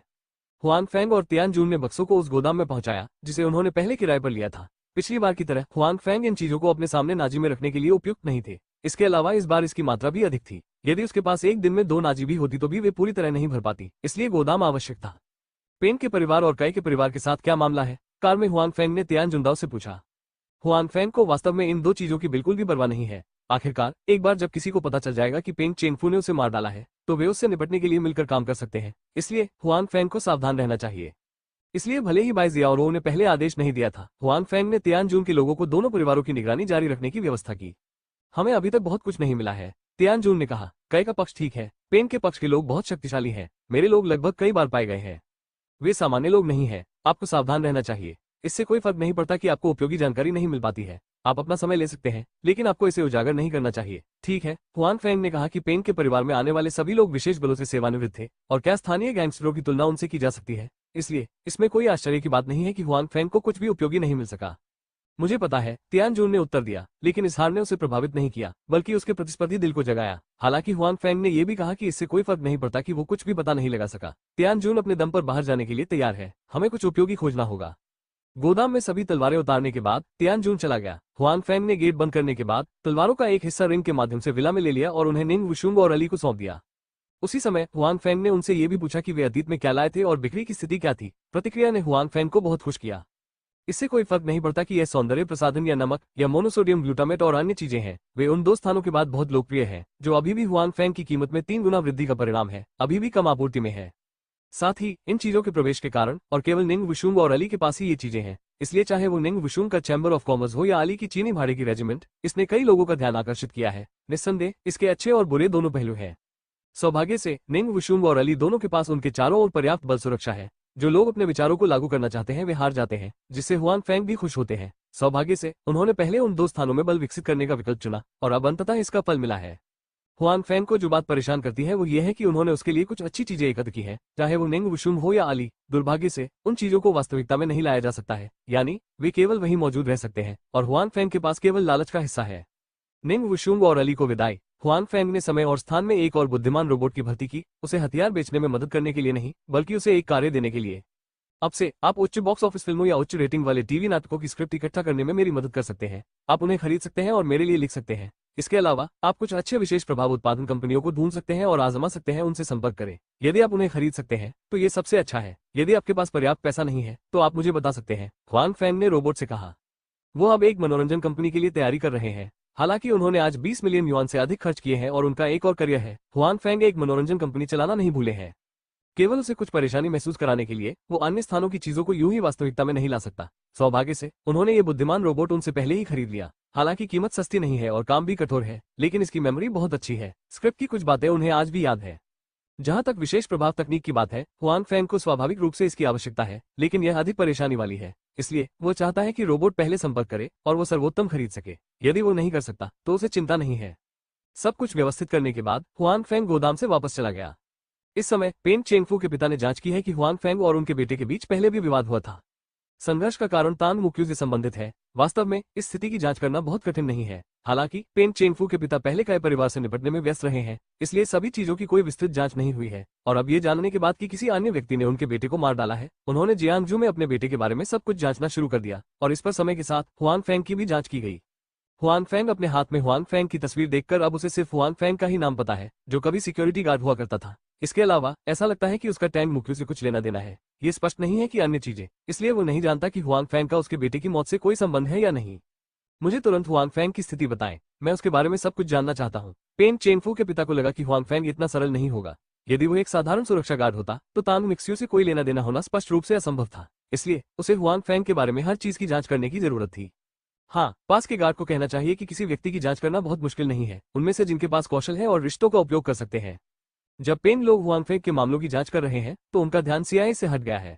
आखिरकार वे पहले से ही जानते हैं कि काइटेन के साथ अन्याय हुआ है। अब काइटेन मर चुका है, इसलिए सीआईएस पर बहुत अधिक ऊर्जा बर्बाद करने की कोई आवश्यकता नहीं है।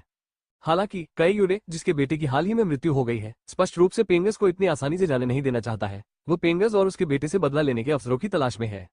अद्यतन डब्ल्यू तेजी से टीटी काम आश्चर्यजनक वीचैट सार्वजनिक नंबर खोजे। मरी 66 आप अकेली हैं, छोटी बहन आपको फिल्म से गर्म करती है। बेहतर नवल पढ़ने के लिए आप हमारे YouTube चैनल और ऑडियो एक्सप्लेन टेलीग्राम चैनल से जुड़ सकते हैं। 850 प्राचीन कलाकृतियां। खेल नई दुनिया में विकास की इस अवधि के बाद कई खिलाड़ियों की ताकत बहुत बढ़ गई है और प्रमुख ताकतों के बीच ताकत का अंतर भी बढ़ रहा है। बड़ी ताकतों द्वारा छोटी ताकतों को दबा देने या यहाँ तक कि उन पर कब्जा कर लेने की स्थिति समय समय पर आती रही है। संपूर्ण खेल जगत खेल की शुरुआत से ही खिलाड़ियों और खिलाड़ियों के बीच मुख्य लड़ाई बन गया है। पुनर्जन्म नई दुनिया में शीर्ष 10 गिल्डों में से एक, हजारों औपचारिक सदस्यों और सैकड़ों हजारों परिधीय सदस्यों के साथ एक विशाल गिल्ड लिंगजियाओ वैली है, जो नई दुनिया में गिल्डों में से एक है। इसमें बड़ी संख्या में लोग हैं और अच्छी ताकत है। हालांकि ताकत और पुनर्जन्म के बीच अभी भी कुछ अंतर है।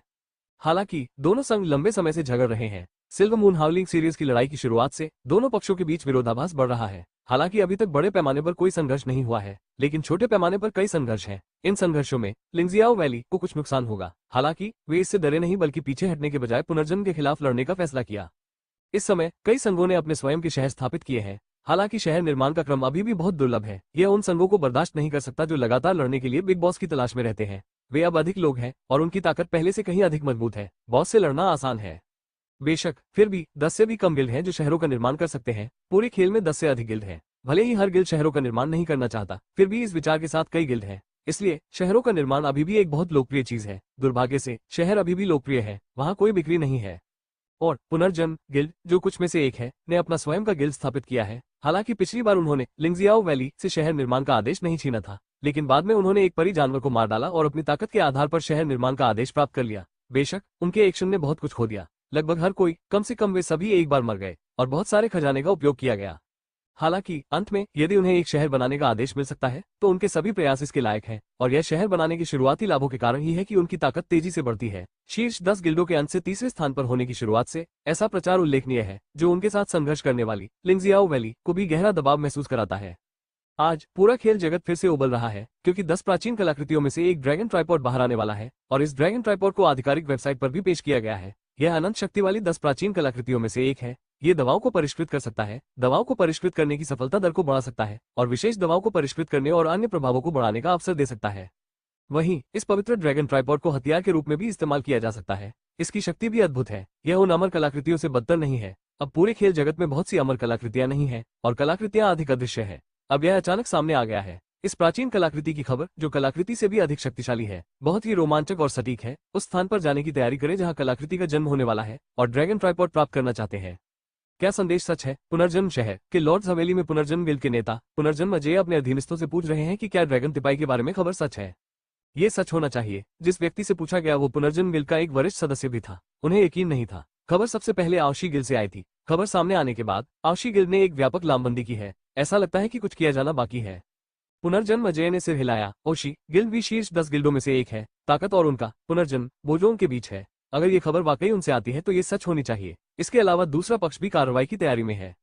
आओ निम्नलिखित भाइयों को तैयार करें। चलो चलें और देखें। पुनर्जन्म अजय ने कहा कि वो प्राचीन कलाकृतियों का प्रलोभन सहन नहीं कर सका, इसलिए उसने ड्रैगन तिपाई का भी लालच किया।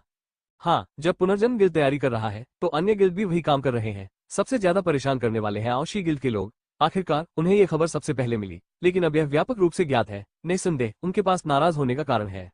वास्तव में यह आश्चर्य की बात नहीं है कि खेल में अन्य संघों के गुप्त एजेंट भी हैं। इसलिए यदि किसी गिल्ड के पास कोई जानकारी है और गोपनीयता का काम थोड़ा भी खराब है तो ये सभी को पता चल जाएगा। गेम में संदेश प्रसारित करने की गति अभी भी बहुत तेज है।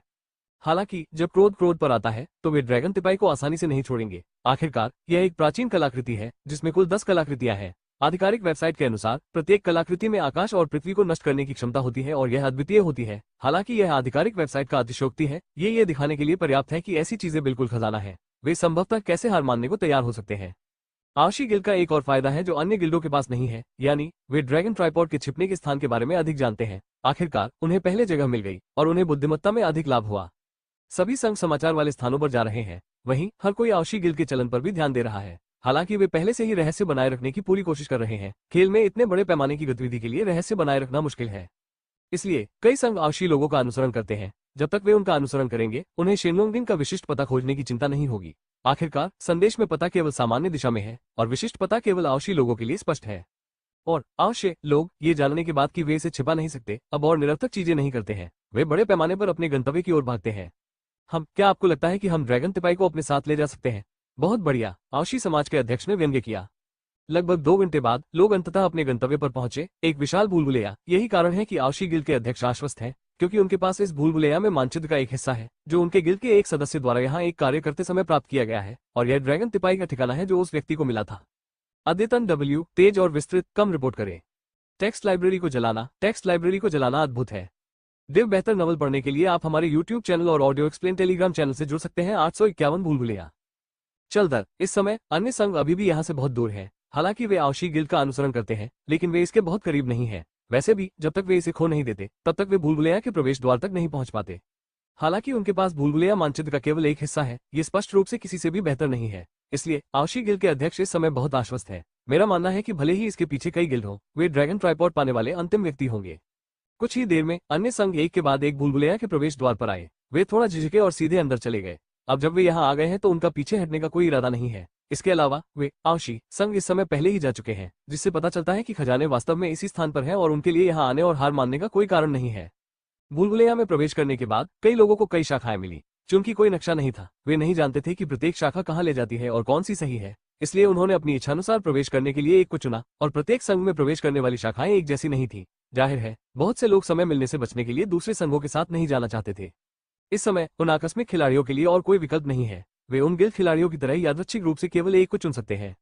भूलभुलैया में प्रवेश करने के बाद परीक्षण आएगा। विभिन्न राक्षस, तंत्र, जाल आदि अंतहीन रूप से सामने आते हैं। राक्षस बेहतर है। हालांकि यहाँ राक्षसों का स्तर आमतौर पर ऊंचा है और उन्हें मारना कठिन है। खिलाड़ी आमतौर पर सबसे ज्यादा देखते हैं और सबसे ज्यादा मारते हैं, यानी कि ये राक्षस है। इसलिए जब वे राक्षसों का सामना करेंगे तो उन्हें कोई घबराहट महसूस नहीं होगी। धीरे धीरे यह मार रहा है। इसके अलावा खेल लंबे समय से खुला है। कई खिलाड़ी प्रत्येक पेशे में सहयोग करने के तरीके से परिचित है।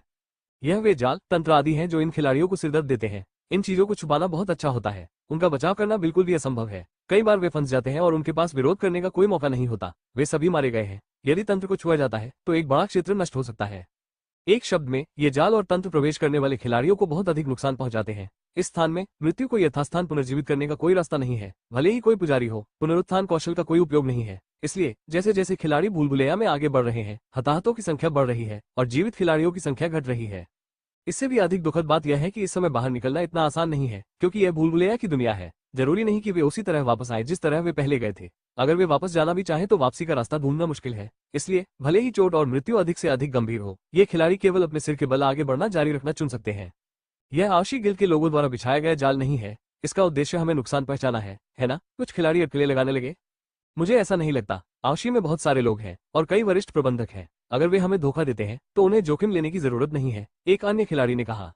ये सच है, लेकिन यहाँ ये बहुत खतरनाक है। किसी भी जाल में फंसने के डर से आपको हर कदम पर सावधान रहना चाहिए। खिलाड़ी ने कहा कि जैसे ही उनकी बात खत्म हुई, उन्हें नहीं पता कि उन्होंने कहाँ कदम रख दिया। वो तुरंत आसमान से निकले एक जालीदार थैले से ढका हुआ था। तभी दीवार के दोनों ओर से ढेर सारे तीर निकले। खिलाड़ी को प्रतिक्रिया करने का मौका भी नहीं मिला, इसलिए उसे कई तीरों से रक्त टैंक में मार दिया गया और पुनर्जीवित होने के लिए शहर में वापस चला गया। उसे भूल भुलैया में कष्ट सहने की आवश्यकता नहीं थी।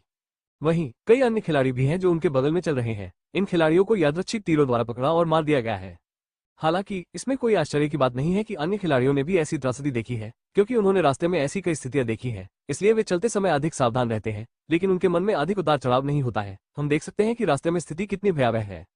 सबसे अच्छी स्थिति आवशी गिल्ड की है। आखिरकार उनके पास भूल भुलैया मानचित्र का एक हिस्सा है जिस पर कुछ जाल और तंत्र अंकित हैं। इसलिए हालांकि रास्ते में उन्होंने कुछ लोगों को खो दिया, लेकिन ये संख्या अन्य संघों की तुलना में बहुत कम है। हालांकि क्योंकि उनके पास मानचित्र का केवल एक हिस्सा है, वे केवल दूसरे भाग में ही इसका पता लगा सकते हैं और मौतों की संख्या तेजी से बढ़ रही है। कुछ लोगों को भूल भुलैया से बाहर निकलने में लगभग 3 या 4 घंटे लग गए। हालांकि अधिक लोग सड़क पर मरे या भूल भुलैया में संघर्ष करते रहे। वो सामने है, चलो जल्दी करो। ये देखकर कि इसका निर्यात होने वाला था, आवशी गिल्ड के अध्यक्ष उत्साहित और चिंतित थे। उन्हें उम्मीद नहीं थी कि अन्य संघों से बहुत से लोग बाहर आएंगे, जो थोड़ा अप्रत्याशित था। इसके अलावा ऐसे बहुत से लोग हैं जो उसके पीछे हार गए हैं।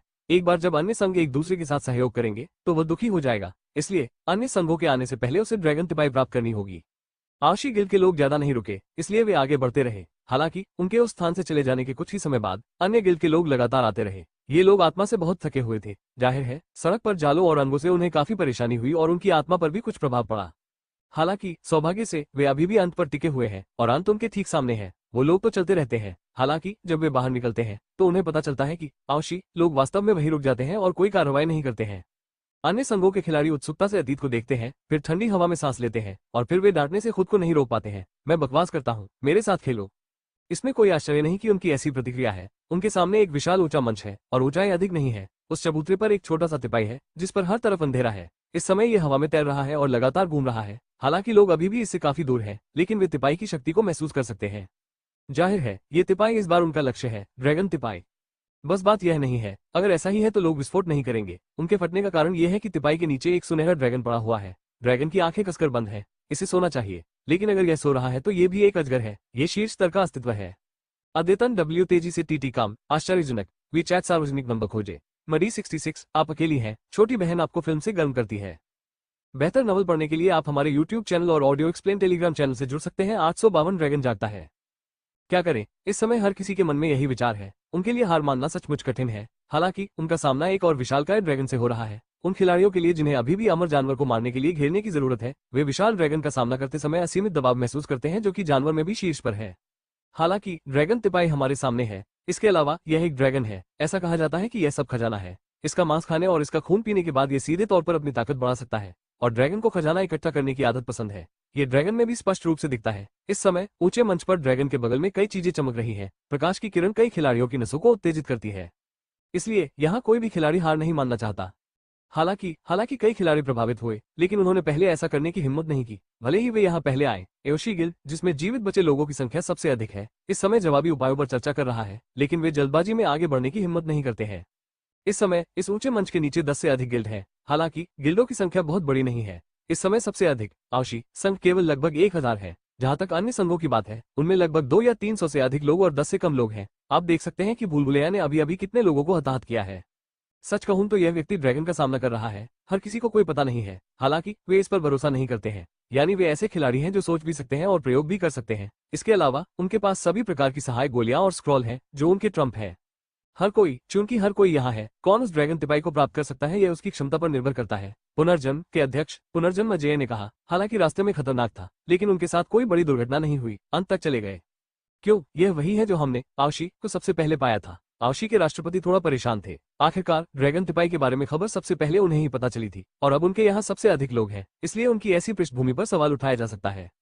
तो क्या हुआ? बेशक ड्रैगन ट्राइपॉड जैसा खजाना उन लोगों का है जिनके पास गुण है। इसका क्या उपयोग है? आपको यह नहीं मिला। एक अन्य गिल्ड के वरिष्ठ अधिकारियों ने कहा कि उनके गिल्ड में बहुत से लोग थे और उन्होंने इसमें बहुत कुछ खो दिया है। समय रास्ते में ही राष्ट्रपति की भी मौत हो गई, वो कैसे हार मान सकता है? सदाचारी आदमी बकवास आदमी होता है। आवशी गिल्ड के अध्यक्ष ने तिरस्कार किया और कहा, ये ड्रैगन तिपाई हमारा है, अगर कोई इसे लूटना चाहता है तो वो आवशी का दुश्मन है। आवशी गिल्ड भी शीर्ष 10 गिल्डों में से एक है। ये शक्तिशाली है और काफी समय से शीर्ष 5 में है, इसलिए इसके खतरे में अभी भी कुछ दम है। कई छोटे संघ झिझक रहे हैं, हालांकि वहाँ कई गिल्ड सदस्य मौजूद हैं। वे आवशी गिल्ड के सदस्यों से डरते नहीं हैं, वे आवशी गिल्ड अध्यक्ष की धमकी को गंभीरता से नहीं लेते हैं। संसार ने उदास होकर कहा, किसने कहा कि ड्रैगन ट्राइपॉड आपका है? ये स्पष्ट है कि इसका कोई मालिक नहीं है, और जो भी इसे प्राप्त करता है वो उसका अपना है। हर कोई अपनी क्षमता पर निर्भर करता है, अर्थात योग्यता के अनुसार जिसे मिल जाए वही उसका हो जाता है। एक अन्य गिल्ड आदमी ने कहा, ऐसा लगता है कि आवशी गिल्ड के अध्यक्ष को लगता है कि उन बड़े गिल्डों के सभी लोगों का यही मतलब है, और वो झिझकते हैं। हालांकि उसके संघ में सबसे अधिक लोग हैं, लेकिन अगर वो दूसरों की राय को पूरी तरह से नजरअंदाज कर देगा तो वो उन लोगों को नाराज कर देगा। छोटे संघों में कुछ भी गलत नहीं है। यदि वो बड़े संघों को नाराज करता है तो वो यह नहीं कहेगा कि क्या वो भगवान को आसानी से प्राप्त कर सकता है। लॉन्गडिंग भले ही उसे मिल गया हो, उसके बाहर जाने के बाद उन संघों द्वारा बदला लिया जाएगा। ठीक है, हमारे कुछ गिल्ड, मेरे 10 गिल्ड और आप में से प्रत्येक के 5 गिल्ड के बारे में क्या ख्याल है? इसके बारे में सोचने के बाद जोशी गिल्ड के अध्यक्ष ने इन गिल्ड सदस्यों को पूरी तरह से नाराज न करने का फैसला किया। जब अन्य संघ इसके बारे में सोचते हैं तो वे सहमत होते हैं। जहां तक छोटे संघों के लोगों का सवाल है, बड़े संघों के लोगों ने उनकी उपेक्षा की है।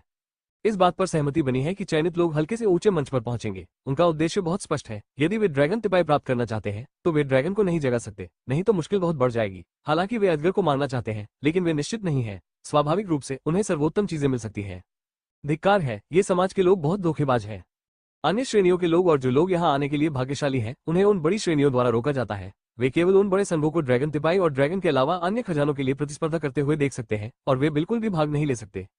अर्थात मैं चाहता हूं कि ड्रैगन जाग जाए और उन सभी को मार डाले। एक अन्य व्यक्ति ने भी घृणापूर्वक कहा, जाहिर है बड़े संघों की प्रथाओं से छोटे संघों और बिखरे हुए लोग बहुत असंतुष्ट हैं। हालांकि उनमें विरोध करने की क्षमता नहीं है। इस मामले में उनकी संख्या गिल्डों के बराबर नहीं है। बाहर जाने के बाद इन अपराधियों द्वारा उन पर प्रतिशोध लिया जाएगा। नहीं, ये संघ बहुत अधिक है। चूंकि मुझे उनमें शामिल होने की अनुमति नहीं है, आप उन्हें प्राप्त नहीं करना चाहेंगे। एक व्यक्तिगत खिलाड़ी जो यहाँ आने के लिए भाग्यशाली था ने उग्र आंखों से कहा कि वो और उसके दोस्त सड़क पर मर गए। आखिरकार वो यहाँ पहुंच गया और उसे रोक दिया गया। यह अजीब है कि वो सहज महसूस कर सकता है। इसलिए जितना अधिक वो इसके बारे में सोचता है उतना अधिक क्रोधित होता है, उतना ही अधिक वो तुरंत कोई अतिवादी विकल्प चुन लेता है। वो तो बस मुंह से कुछ कहता है, तभी अचानक उसके हाथ में आग का गोला आ जाता है। आग का गोला बड़ा नहीं है और इसकी शक्ति औसत है। हालांकि जब उसके आसपास के लोग उसकी ओर देखते हैं तो उन सभी को एक भूत जैसा भाव दिखाई देता है, क्योंकि कुछ लोगों ने अनुमान लगा लिया है कि वो क्या करने वाला है। तुम पागल हो, अगर तुम ऐसा करोगे तो हम मर जाएंगे। आसपास के लोग मना करना चाहते हैं। चलो मर जाएं। वैसे भी हमें दफनाने के लिए बहुत सारे संघ हैं, यह मरना ही उचित है, आदमी ने दृढ़ता से कहा। उसके बाद उसके हाथ में आग का गोला सोते हुए अजगर पर जोरदार प्रहार किया। आग का गोला निकलने के बाद भी उसने अजगर पर हमला करना बंद नहीं किया। इस समय उन गिल्ड सदस्यों को भी इस व्यक्ति की हरकत मिली और वे इसे रोकना चाहते थे। हालांकि जाहिर तौर पर इसमें थोड़ी देर हो चुकी थी। आहू, एक धीमी चीख की आवाज आई और घटनास्थल पर मौजूद सभी लोगों ने तुरंत अपनी हरकतें रोक दी और धीरे धीरे आगे बढ़ रहे अजगर की ओर देखा। आग का गोला हमला स्पष्ट रूप से ड्रैगन को आश्चर्यचकित नहीं कर सकता। हालांकि वो आदमी आग का गोला दागता रहा और कुछ ही गेंदें ड्रैगन की नाक पर लगी, जिससे ड्रैगन जाग गया। बेहतर नवल पढ़ने के लिए आप हमारे यूट्यूब चैनल और ऑडियो एक्सप्लेन टेलीग्राम चैनल से जुड़ सकते हैं। 853। ये कौन है? मुझे किसने जगाया? ड्रैगन ने अपना सिर उठाया और अपनी आंखें खोली। उसी समय उन्होंने घटनास्थल पर सभी लोगों को देखा। वो थोड़ा चौंका, फिर उसे समझ आया। हो, ये तुम विनम्र लोग हो। अरे इंसान, मेरे खजाने के बारे में सोचने की हिम्मत करो, तुम सब। इस समय उन संघों के खिलाड़ी पहले ही ऊंचे मंच पर आ चुके हैं। अब जब उन्होंने ड्रैगन को अचानक जागते देखा तो वे सभी स्तब्ध रह गए और समझ नहीं पाए कि क्या करें। हालांकि ड्रैगन ने उन्हें सोचने के लिए अधिक समय नहीं दिया। अपनी बात खत्म करने के बाद उन्होंने अपना मुंह खोला और भीड़ पर एक बड़ी आग उगल दी। जो लोग उनके सबसे करीब थे उन्होंने मोर्चा संभाला और मार खाए। और ये खिलाड़ी भूलभुलैया के माध्यम से इस स्थान पर टिके रह सकते हैं। वे सभी समृद्ध अनुभव के साथ लड़ने और उच्च रक्त से बचाव करने में सक्षम हैं। हालांकि फिर भी ड्रैगन के आग के हमले के तहत उनका सबसे अच्छा उपकरण बिना किसी प्रभाव के कागज के पेस्ट की तरह है। उनकी मूल रक्षात्मक शक्ति बिल्कुल भी प्रतिबिंबित नहीं होती है। ये देखकर कि दर्जनों खिलाड़ी विशाल अजगर द्वारा मारे गए, वे अचानक जाग गए और लड़ने के लिए अपने हथियार निकाल लिए। हर कोई छिपो मत, केवल इस तरह से हमें ड्रैगन को मारने और सभी खजाने को मौके पर ही साझा करने का मौका मिल सकता है। आओशी गिल्ड के अध्यक्ष चिल्लाए। अच्छा, जब तक हम एक साथ काम करते हैं, ड्रैगन को मारने की उम्मीद अभी भी है। वहां के खजाने को देखो, जब तक ड्रैगन मारा जाता है, ये हमारा है। संसारा गिल्ड के अध्यक्ष संसार अजय भी चिल्ला रहे हैं। अन्य संघों के अध्यक्षों की भी प्रतिक्रिया सकारात्मक है। दरअसल आम समय पर उनके बीच कुछ गंदी बातें होती रहती हैं। हालांकि इस मामले में यदि आप अपनी पीठ खींचते हैं और दोबारा यात्रा करते हैं, तो इससे न केवल दूसरों को बल्कि खुद को भी नुकसान होगा। इसलिए इस समय सभी लोगों ने अपनी अपनी सावधानीपूर्वक सोच रखी है और सहयोग करने के लिए कड़ी मेहनत की है। इस समय छोटे छोटे संघों के लोग भी उत्साह से भरे हुए हैं। इसकी एक वजह यह है कि ये उनकी अपनी सुरक्षा से जुड़ा है। दूसरा कारण यह है कि बड़े संघों के लोगों ने प्रतिक्रिया दी है। विशाल ड्रैगन को मारने के बाद सभी खजानों को समान रूप से वितरित किया जाता है, इसलिए स्वाभाविक रूप से उनका हिस्सा होता है। इसलिए अपनी सुरक्षा के लिए उन खजानों के लिए उन्हें अपनी सारी ताकत दिखानी होगी। जहां तक उस आकस्मिक खिलाड़ी की बात है जो आग के गोले से ड्रैगन को जगाता है, उसे पहली बार उन गिल्ड सदस्यों द्वारा मार दिया गया है और उनमें से बाकी सभी इस समय वास्तविक संयुक्त मोर्चे के खिलाड़ी हैं। हालांकि खिलाड़ियों के गठबंधन के सामने ड्रैगन को कोई चिंता नहीं थी। अपने झुलसे चेहरे पर उसने उपहास का भाव भी दिखाया। वो इससे डरते नहीं थे, बल्कि मानव खिलाड़ियों द्वारा गठबंधन पूरा करने का भी इंतजार करते थे, जो खिलाड़ियों के खिलाफ लड़ने का एकमात्र तरीका था। अज्ञानी मनुष्य सोचते हैं कि वे बड़े अजगर से प्रतिस्पर्धा कर सकते हैं। ये हास्यास्पद है, ड्रैगन ने कहा। आवाज बहुत तेज है, पूरे अंतरिक्ष में गूंज रही है। हालांकि इस समय मनुष्यों ने ड्रैगन पर हमला करना शुरू कर दिया। उनकी आक्रमण और रक्षा शक्ति को बढ़ाने के लिए कई प्रकार की गोलियों और स्क्रॉलों का उपयोग किया जाता था। इस समय उन सभी ने वो साधन निकाल लिया जो वे सामान्य समय में नहीं निकालते थे। सभी ने ड्रैगन पर हमला करने के लिए हर तरह के साधनों का इस्तेमाल किया। हालांकि इन हमलों के सामने विशाल ड्रैगन धीरे धीरे मुस्कुराता है और चकमा नहीं देता है। इसका विरोध करना बहुत कठिन है। आप जानते हैं, विशाल ड्रैगन की ताकत यह है कि वे न केवल ड्रैगन भाषा के जादू का उपयोग कर सकते हैं, बल्कि एक मजबूत शरीर भी रख सकते हैं। ऐसे विशाल ड्रैगन में न केवल भयानक आक्रमण शक्ति होती है, बल्कि अत्यधिक रक्षात्मक शक्ति भी होती है। इससे पहले विशाल ड्रैगन के बारे में सभी बातें किंवदंतियां थी या आधिकारिक वेबसाइट पर सीखी गई थी। किसी भी मानव खिलाड़ी ने कभी भी विशाल ड्रैगन से संपर्क नहीं किया था, इसलिए उन्होंने सोचा कि वे विशाल ड्रैगन को मार सकते हैं। पहले इन लोगों को कुछ भ्रम था। अब ये विचार कितने हास्यास्पद है। केवल वे शारीरिक हमले और जादुई हमले ही ड्रैगन पर मजबूती से वार करते हैं। इन जीवित खिलाड़ियों को खिलाड़ियों के बीच विशेषज्ञ माना जा सकता है। इतने सारे लोग एक साथ हमला करते हैं, या वे सभी प्रकार के शक्तिशाली साधनों और सहायक गोलियों और विभिन्न विकास के स्क्रॉल का उपयोग करते हैं। भले ही वे अमर जानवर हों, वे निश्चित रूप से भारी क्षति पहुंचाने में सक्षम होंगे। हालांकि उन हमलों के ड्रैगन के मोटे तराजू पर पड़ने के बाद उन्होंने ड्रैगन को ज्यादा नुकसान नहीं पहुंचाया, केवल तराजू पर कुछ निशान छोड़ दिए। बेशक, हालांकि बहुत सारे हमले हैं जो विशाल ड्रैगन को गंभीर रूप से चोट नहीं पहुंचा सकते हैं। कुछ मामूली चोटें और कुछ दर्द अपरिहार्य हैं। इसलिए विशाल ड्रैगन का मूड अचानक खराब हो रहा है, इसलिए वो अब इन खिलाड़ियों के साथ नहीं खेलेगा। मर जाओ तुम चींटियां। अजगर की दहाड़ और उसकी विशाल पूंछ के झटके के साथ लोगों का एक समूह बह गया। जब वे लोग गिरे तो सफेद रोशनियों में बदल गए और वापस शहर में आ गए। जब सभी खिलाड़ियों के चेहरे बदल गए तो उन्हें उम्मीद नहीं थी कि विशाल ड्रैगन इतना मजबूत होगा। वे सभी अब अपनी सबसे अच्छी स्थिति में हैं, लेकिन फिर भी वे अभी भी विशाल अजगर के हमले का सामना नहीं कर सकते हैं और उनके पास दवा और खून पीने का मौका भी नहीं है। फिर ड्रैगन ने उन्हें ज्यादा समय नहीं दिया। भोजन के बाद वो खिलाड़ियों के बीच में उड़ गया। विशाल और मोटा शरीर लगातार खिलाड़ियों पर प्रहार करता है। खिलाड़ी उसकी चपेट में आ गए और मूल रूप से एक मृत शब्द से बच नहीं सके। इस समय उन खिलाड़ियों को अपने और ड्रैगन के बीच की खाई समझ में आ गई है और वे एक के बाद एक बचना चाहते हैं। हालांकि ड्रैगन उन्हें लगातार शिकार करने का यह मौका नहीं देगा। हालांकि जब ड्रैगन ने उन खिलाड़ियों का शिकार किया तो उसे पता नहीं चला कि कोई चोर था जिसने प्लेटफॉर्म पर चोरी से प्रवेश करना शुरू कर दिया था और फिर ड्रैगन ट्राइपॉड के करीब पहुंच गया था। हाँ, ड्रैगन से लड़ने जाओ मूर्खों, ये ड्रैगन तिपाई मेरा है। चोर ने देखा कि उसे ड्रैगन तिपाई मिलने वाली है और वो खुशी से हंसा। आमतौर पर इस चोर की मुख्य खेती चोरी है। इसके अलावा वो बहुत भाग्यशाली था कि उसे चुपके को मजबूत करने के बारे में एक कौशल पुस्तक मिली, जिससे उसकी स्क्रिप्ट अधिक छिपी हुई थी और जब वो छिप रहा था तो उसे ढूंढना अधिक कठिन हो गया था। इसलिए अन्य चोर यहाँ करीब नहीं पहुंच सकते, लेकिन वे चोरी छिपे करीब आ रहे हैं। हालांकि उसके लिए खुश होना बहुत जल्दी था। ड्रैगन को ऐसा लगा कि कोई ड्रैगन तिपाई के पास आ रहा है और वो तुरंत वापस उड़ गया। उसकी पूंछ चोरी छिपे चोर की ओर बढ़ी। डाकू का जीवन उसके लिए बहुत छोटा है। आखिरकार एक डाकू के रूप में उसकी रक्षा उन सैनिकों की तुलना में कहीं अधिक खराब है। यदि उस पर एक विशाल अजगर द्वारा हमला किया जाता है तो ये सेकंड की हत्या का अंत होगा। इसलिए एक बार जब उसने अपने दांत काटे तो वो अदृश्य नहीं रहा और ड्रैगन तिपाई की ओर भाग गया। हाँ, मैं समझ गया। जब चोर पर ड्रैगन द्वारा हमला किया जाने वाला था तो उसने सफलतापूर्वक ड्रैगन ट्राइपॉड को अपने हाथ में ले लिया। तभी ड्रैगन ने हमला किया और चोर एक सफेद रोशनी में बदल गया और पुनर्जीवित होने के लिए शहर में वापस चला गया। बेहतर नॉवल पढ़ने के लिए आप हमारे यूट्यूब चैनल और ऑडियो एक्सप्लेन टेलीग्राम चैनल से जुड़ सकते हैं। 854 टिकटों की डिलीवरी। शापित मानव, मतलबी और शर्म का कोई एहसास नहीं। मेरा ड्रैगन ट्राइपॉड चुरा लो, यह अक्षम्य है। जब ड्रैगन ने देखा कि वहां लटका हुआ ड्रैगन तिपाई गायब हो गया है तो वो क्रोधित हो गया और दहाड़ने लगा। महान शक्ति ने निम्नलिखित लोगों को अलेक्जेंडर को और भी अधिक महसूस कराया। इस समय कोई भी खिलाड़ी रुककर ड्रैगन से लड़ना नहीं चाहता, वे अजगर से नहीं लड़ सके। अब जब ड्रैगन तिपाई चोरी हो गई है तो उन्हें रहने की कोई आवश्यकता नहीं है, तो वे सभी वापस लड़ते हैं। हालांकि क्रोधित अजगर इन लोगों को सुरक्षित कैसे जाने दे सकता है। ड्रैगन तिपाई चोरी हो गया था, हालांकि उसने चोर को मार डाला, लेकिन उसका पता नहीं चला। इसलिए हालांकि उसने चोर को मार डाला, फिर भी उसके दिल में बहुत गुस्सा था, इसलिए उन्होंने अपना लक्ष्य इन लोगों को सामने रखा। मेरे लिए मरो। ड्रैगन ने अपना मुंह खोला और फिर से आग बुझा दी। हालांकि आग पहले से ज्यादा भीषण थी। अचानक ऐसा लगा कि पूरा स्थान जल रहा है और हर जगह आग की लपटें थीं। कई खिलाड़ी जो मरे नहीं थे उन्हें ऐसा महसूस हुआ जैसे वे अग्नि नरक में थे। उनका खून बहता रहा। यदि वे दवा भी पी ले तो भी वे रक्त की मात्रा में कमी नहीं रोक पाते। आखिरकार हर खिलाड़ी मर गया और शहर लौट आया। ऐसे माहौल में कोई भी खिलाड़ी अंत तक नहीं टिक सकता। वे भूलभुलैया में वापस भागना चाहते हैं, लेकिन ड्रैगन उन्हें खुश नहीं करता है। आखिरकार पूरे अंतरिक्ष में केवल एक ही जीवित चीज बची है। दहाड़। अरे इंसान, मेरा ड्रैगन तिपाई चुरा लो। मुझे गुस्सा आ रहा है। भले ही घटनास्थल पर सभी खिलाड़ी मारे गए हो, ड्रैगन के दिल में गुस्सा अभी भी थोड़ा कम नहीं हुआ है। पूरा हॉल उसकी दहाड़ से गूंज रहा है। ये ड्रैगन तिपाई है। आप पिछले वाले से कैसे अलग महसूस करते हैं? उस भूलभुलैया के निकटतम शहर के पुनरुद्धार बिंदु में एक चोर जैसा खिलाड़ी अपने हाथ में एक छोटा सा तिपाई लेकर खेलता है और खुद से कहता है, सौभाग्य से पुनरुद्धार बिंदु में अन्य खिलाड़ी एक दूसरे को नहीं देख सकते हैं, इसलिए वो नहीं देखता है। उसे अपनी चीजों के लूटे जाने की चिंता सता रही है। हालांकि उसका दिल बहुत खुश होना चाहिए था। आखिरकार प्राचीन कलाकृतियां पाकर खुश होना बहुत अच्छी बात है, लेकिन अब उसका दिल खुश होने से ज्यादा उलझन में है। उसे हमेशा लगता है कि उसके हाथ में ड्रैगन ट्राइपॉड गलत लग रहा है, लेकिन वो यह नहीं देख सकता कि क्या गलत है। लेकिन हुआन फैंग अपने गोदाम से बाहर आने के बाद सीवेज ट्रीटमेंट प्लांट में गए।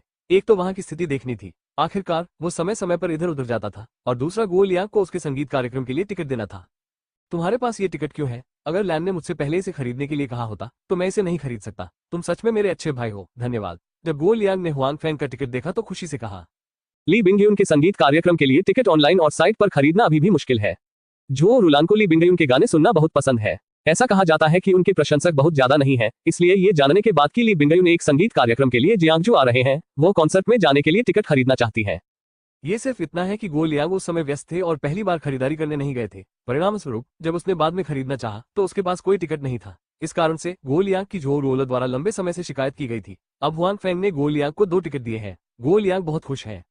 दुर्भाग्य से वहाँ केवल 2 है। यदि कोई और है तो आप ड्रीमहान को उसे देखने दे सकते हैं, गो लियांग ने कुछ दया के साथ कहा। गो लियांग की बातें सुनने के बाद हुआन फैंग थोड़ा चौंक गए। फिर उसने एक टिकट निकाला और गो लियांग को देते हुए कहा, मैं लगभग भूल ही गया था, मैंने उसके लिए भी एक टिकट तैयार किया था, इसे उसे दे दो। तुम्हारे पास इतने सारे टिकट क्यों हैं? क्या ली बिंगयुन के टिकट खरीदना मुश्किल नहीं है? क्या तुमने स्कैल्पर बनने के लिए अपना करियर बदल लिया है? गो लियांग ने कहा। हालांकि उन्होंने टिकट स्वीकार नहीं किया, लेकिन हुआन फैंग से कहा, इसे दे दो उसके लिए, मुझे लगता है कि वो अधिक खुश होगी। हुआन फैंग ने सिर हिलाया और मना नहीं किया। फिर उन्होंने अपना टिकट लिया और गो लियांग से सीवेज ट्रीटमेंट प्लान के बारे में बात की।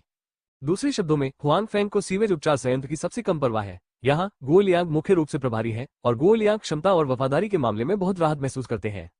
वास्तव में गो लियांग ने अच्छा काम किया। राज्य के स्वामित्व वाले उद्यमों के नेताओं के साथ उनके अच्छे व्यक्तिगत संबंध थे, क्योंकि उन्हें सचिव क्यू से जुड़ने का अवसर मिला था। इससे फैक्ट्री को ढेर सारे ऑर्डर मिलने में मदद मिली। इसके अलावा यहाँ उपकरणों के प्रमुख फायदे हैं। अब यहाँ सीवेज उपचार उपकरण क्लासिक्स उन राज्य के स्वामित्व वाले उद्यमों की पहली पसंद है, जो निश्चित रूप से सचिव क्यू का कारण है, लेकिन गो लियांग के श्रेय को बिल्कुल भी कम नहीं आंका जाना चाहिए। फैक्ट्री के बारे में गो लियांग के साथ बातचीत करने के बाद हुआन फैंग गो मेंगन के पास गए और जब वो काम छोड़ने जा रहे थे तो उन्होंने उन्हें टिकट दिया। जैसा कि गो लियांग ने कहा, हुआन फैंग से टिकट प्राप्त करने के बाद गो मेंगन बहुत खुश थे। ये बहुत अच्छा है, मैं पहले उसका संगीत कार्यक्रम देखना चाहता था, लेकिन मुझे टिकट नहीं मिला, धन्यवाद। गो मेंगन ने हुआन फैंग से उत्साह से कहा। हुआन फैंग को एहसास हुआ कि ली बिंगयू कितनी लोकप्रिय है। उसके आसपास के लोग वास्तव में उसे पसंद करते हैं। इसमें कोई आश्चर्य नहीं कि वो पहली पंक्ति की स्टार होंगी। नहीं धन्यवाद, बस ऐसे ही, मेरे पास यहाँ अतिरिक्त टिकट है, हुआन फैंग ने कहा। वैसे भाई हुआन, क्या आप इसे शाम को देखने जाएंगे? गो मेंगन ने कहा। हाँ, हुआन फैंग ने कहा कि चाहे येसु यूमो के साथ समझौता हो या ली बिंगयून को गारंटी, हुआन फैंग आज रात जाएंगे। गो मेंगन ने सिर हिलाया और उसके चेहरे पर मुस्कान और मजबूत हो गई। बस ये सोचकर कि हुआन फैंग की एक प्रेमिका थी, उसकी मुस्कान बंद हो गई। इस अवधि में गो मेंगन के टैंग मिक्स्यू के साथ बहुत सारे संबंध थे। उनके लिए 2 लोगों से मिलना बिल्कुल भी असंभव था। हुआन फैंग की उपस्थिति के कारण उसके बीच एक अंतर संबंध था और वो एक अच्छा दोस्त बन गया। इससे कोई फर्क नहीं पड़ता कि गो मेंगन या तांग मिक्सू, वे हुआन फैंग के लिए एक दूसरे के स्नेह को महसूस कर सकते हैं। अपने रिश्ते में सुधार और हुआन फैंग के कारणों से वे धीरे धीरे अवाक हो गए हैं। टैंग मिक्सू ने यहाँ तक स्वीकार किया कि वो खुद हुआन फैंग को पसंद करता है। गो मेंगन शर्मीले हैं, लेकिन वो इसे स्वीकार नहीं करते। हालांकि वो टैंग के कुछ चुटकुलों से इनकार नहीं कर रहा है।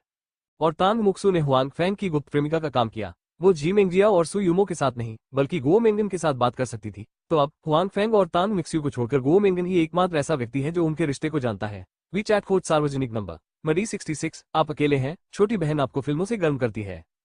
बेहतर नॉवल पढ़ने के लिए आप हमारे YouTube चैनल और ऑडियो एक्सप्लेन टेलीग्राम चैनल से जुड़ सकते हैं। 855 चौराहे पर परिचितों से मुलाकात। जब गुओ मेंगन ने पहली बार तांग मिक्सू को हुआंग फैंग के साथ अपने रिश्ते के बारे में बात करते हुए सुना, तो गुओ मेंगन हैरान और कुछ हद तक अविश्वसनीय हो गई। आखिरकार उसके मन में तांग मुक्सू एक बहुत ही उत्कृष्ट व्यक्ति है और बाईपू में उसका वर्णन करने के लिए पर्याप्त नहीं है। ऐसे व्यक्ति का अनुसरण कई उत्कृष्ट युवा प्रतिभाओं द्वारा किया जाना तय है। हालांकि वो हुआंग फैंग की भूमिगत प्रेमिका बनने को तैयार है। बेशक गुओ मेंगन हैरान और अविश्वसनीय होंगे। हालांकि जब वो चौंक गया तो गुओ के दिल में तांग मुक्सू की बहादुरी और दृढ़ता के लिए उसकी प्रशंसा रह गई, लेकिन उसके पास अपनी भावनाओं को व्यक्त करने का साहस भी नहीं था। और तांग मुक्सू ने स्पष्ट रूप से उसके विचार को समझा, इसलिए उसे एक से अधिक बार हुआंग फैंग को अपना विचार दिखाने का आग्रह किया गया। भले ही तांग मुक्सू ने हुआंग फैंग का भूमिगत प्रेमी बनने का फैसला किया था, उसने गुओ मेंगन को हुआंग फैंग को पसंद करने से नहीं रोका, बल्कि गुओ मेंगन से खुद की तरह हुआंग फैंग के प्रति अपना प्यार दिखाने का भी आग्रह किया। हालांकि गुओ मेंगन के पास स्पष्ट रूप से साहस नहीं था। वो काफी देर तक झिझकता रहा और हुआंग फैंग को खोजने के लिए ऊपर नहीं गया। भाई हुआंग, मैं गुओ मेंगन हुआंग फैंग को देखता है और उसमें अपने प्यार का इजहार करने की तीव्र इच्छा होती है। क्या हुआंग फैंग गुओ मेंगन को देखता है, जो थोड़ा घबराया हुआ लग रहा है। वो नहीं जानता कि वो क्या कहना चाहती है। कुछ भी नहीं। हुआंग फैंग द्वारा देखे जाने पर गुओ मेंगन को अचानक महसूस हुआ कि उसने बस थोड़ा सा साहस जुटाया था, नष्ट हो गया और कुछ भी कहने की हिम्मत नहीं की। ओह, हुआंग फैंग को गुओ मेंगन में कोई असामान्यता नहीं मिली और उन्होंने इसकी परवाह नहीं की। फिर उसने कहा, मैं पहले जाऊंगा और शाम को जाना याद रखना। ठीक है, मैं जरूर जाऊंगा, गुओ मेंगन ने कहा। हुआंग फैंग की पीठ देखकर गुओ मेंगन ने नफरत से अपना पैर दबाया और गुप्त रूप से अपने बारे में शिकायत की। हालांकि गुओ मेंगन ने यह भी समझा कि सभी लोगों में तांग मिक्सू जैसा साहस नहीं है। आखिर कौन सी लड़की नहीं चाहती कि उसका प्रेमी उसे बिगाड़ दे और केवल खुद से प्यार करे। इसलिए गुओ मेंगन अभी भी झिझक रही है। यही एक कारण है कि उसने अपने प्यार का इजहार करने के लिए पहल नहीं की। सीवेज ट्रीटमेंट प्लांट छोड़ने के बाद हुआंग फैंग को अपनी इच्छानुसार खाने की जगह मिल गई। फिर वो सबसे पहले संगीत समारोह स्थल पर गए। सु यूमो ने दोपहर में उसे फोन किया और हुआंग फैंग को पहले जाने के लिए कहा। वो जी मेंगजियाओ और तांग मिक्सू के साथ गई थी और उसे लेने के लिए हुआंग फैंग की जरूरत नहीं थी। जब हुआंग फैंग संगीत समारोह स्थल पर पहुंचे तो वहां पहले से ही भीड़ थी। हालांकि कॉन्सर्ट शुरू होने में अभी कुछ समय बाकी था, लेकिन जाहिर है कई लोग यहां आने के लिए इंतजार नहीं कर सकते थे। उन सभी ने कहा कि वे पहले टिकट खरीद लेंगे, लेकिन आपने नहीं सुना, अब कोई टिकट नहीं है, एक लड़की ने शिकायत की। क्या हम यह नहीं भूले? इसके अलावा आपको स्वयं भी यह याद नहीं है, एक और लड़की ने कहा। ली बिंग्यून का संगीत कार्यक्रम बहुत लोकप्रिय होना चाहिए। यदि आप पहली बार ऑनलाइन टिकट नहीं खरीदते हैं तो आप उन्हें नहीं खरीद सकते, तीसरी लड़की ने कहा। ठीक है, चलो इसके बारे में बात न करें, चलो पता लगाते हैं कि क्या कोई स्कैल्पर्स हैं, आखिरी लड़की ने कहा। इन चार लड़कियों ने वर्ग में बहुत ध्यान आकर्षित किया है। यद्यपि वर्ग में कई सुंदर पुरुष और महिलाएं हैं, लेकिन उनकी शक्ल और शरीर सभी क्षैतिज रेखा से ऊपर है, विशेष रूप से मध्य में, जिसमें एक सुंदर उपस्थिति, दूध जैसी त्वचा और सेक्सी शरीर है। ये लड़की स्पष्ट रूप से जानती है कि खुद को कैसे दिखाना है। मेरा फायदा यह है कि मैं अपने निचले शरीर, सीधे और पतले पैरों पर केवल एक जोड़ी हॉट पैंट पहनती हूँ, जो बाहर की ओर खुले होते हैं और कई लोगों का ध्यान आकर्षित करते हैं। और ये लड़कियां हुआंग फैंग से ज्यादा दूर नहीं है। हुआंग फैंग ने उनकी आवाजें सुनने के बाद उन्हें उनसे परिचित महसूस किया और उनकी ओर देखा। परिणाम स्वरूप वो थोड़ा स्तब्ध रह गया। जब उसने बीच में लड़की की ओर देखा तो उसकी आंखें जटिलता से भरी थी। इस समय लड़कियों में से एक हुआंग फैंग को देखती दिख रही थी और दूसरा पक्ष थोड़ा स्तब्ध था। जाहिर तौर पर यहाँ हुआंग फैंग से मिलने की उम्मीद नहीं थी। फिर लड़की ने मुस्कुराते हुए अपने आसपास की कई लड़कियों से कहा, ये हुआंग फैंग है, हुआंग फैंग है, जियू, आपके परिवार का वो सुपर लड़का। बीच वाली महिला ने जब अपनी सहेली की बातें सुनी तो उसने भी गौर से इधर उधर देखा। जैसा कि अपेक्षित था, उसने हुआंग फैंग को वहां से कुछ ही दूरी पर खड़ा देखा। वो थोड़ी हैरान थी, उसका चेहरा जटिल था, वो आश्चर्यचकित थी और वो असमंजस में थी। वो नहीं जानती थी कि हुआंग फैंग का सामना कैसे करना है। हालांकि उसके दोस्तों के पास उतने विचार नहीं थे जितने उसके पास थे। जब उन्होंने हुआंग फैंग को देखा तो वे जूजियू को ले गए और उत्साह से हुआंग फैंग के पास चले गए। और हुआंग फैंग भी थोड़ा आश्चर्यचकित है। मुझे यहाँ जूजियू और उसके कुछ रूममेट से मिलने की उम्मीद नहीं थी। हमें ये जानने की जरूरत है कि अब चौराहे पर बहुत सारे लोग हैं, ऐसे में उनसे मिलना कोई साधारण बात नहीं है। नमस्कार मिस्टर हुआंग, क्या आप भी ली बिंग्यून का संगीत कार्यक्रम देखने के लिए यहाँ हैं? जूजियू, कई लोग हुआंग फैंग की ओर चले। उस छोटे बाल वाली लड़की ने मुस्कुराते हुए हुआंग फैंग की ओर देखा। हालांकि वे सभी निजी तौर पर सीधे तौर पर हुआंग फैंग का नाम लेते हैं, वे हुआंग फैंग का सामना करने की हिम्मत नहीं करते हैं, लेकिन वे बहुत विनम्र हैं। उनकी राय में हुआंग फैंग को एक बहुत अमीर और प्रसिद्ध व्यक्ति होना चाहिए और सीधे उसका नाम पुकारना अपमानजनक लगेगा, जिससे दूसरा पक्ष नाखुश होगा। बेहतर नॉवल पढ़ने के लिए आप हमारे YouTube चैनल और ऑडियो एक्सप्लेन टेलीग्राम चैनल से जुड़ सकते हैं। 856 लगातार टिकट। लड़कियों ने 4 टिकटें पकड़ ली और उन पर नजर डाली। वे आज रात के लिए बिंग्यू कॉन्सर्ट के टिकट थे। यह अभी भी अग्रिम पंक्ति में है। सुंदर रूप वाली बालिका आश्चर्य से चिल्ला उठी। इतनी अच्छी लोकेशन पर होने वाले कॉन्सर्ट के लिए टिकटों की कीमत सस्ती नहीं है। इसके अलावा भले ही पैसा समृद्ध हो, फिर भी इसे खरीदा जाना जरूरी नहीं है। हुआंग फैंग वास्तव में कोई सामान्य व्यक्ति नहीं है। हुआंग फैंग मुस्कुराए और कुछ नहीं बोले। टिकट मिलने के बाद उन्होंने विशिष्ट सीट को नहीं देखा, इसलिए उन्हें पता नहीं चला कि यह आगे की पंक्ति में है। हालांकि आखिरकार इसे ली बिंग्यू ने स्वयं वितरित किया था और स्थिति खराब नहीं होनी चाहिए। इस समय जू जियू ने अपने रूममेट को छुआ रूममेट ने उसकी ओर देखा और फिर उसने हुआंग फैंग से कहा, बहुत बहुत धन्यवाद, चलो तुम्हें पैसे देते हैं। हाँ हाँ, हम तुम्हें पैसे देंगे। कई अन्य लड़कियां भी हुआंग फैंग के लिए भुगतान करने को तैयार हैं। वे मिलने वाले टिकटों से बहुत संतुष्ट हैं।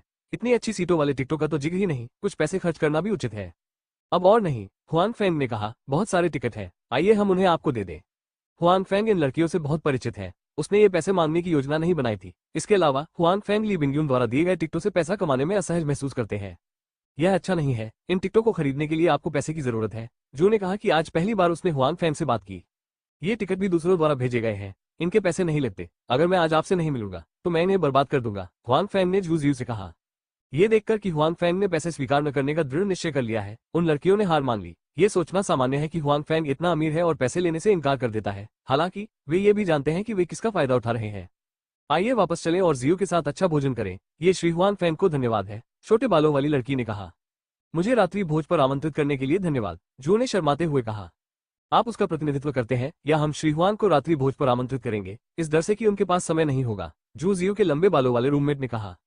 आज सचमुच समय नहीं है, नहीं तो तुम मेरी ओर से जा सकते हो, हुआंग फैंग ने भी मजाक किया।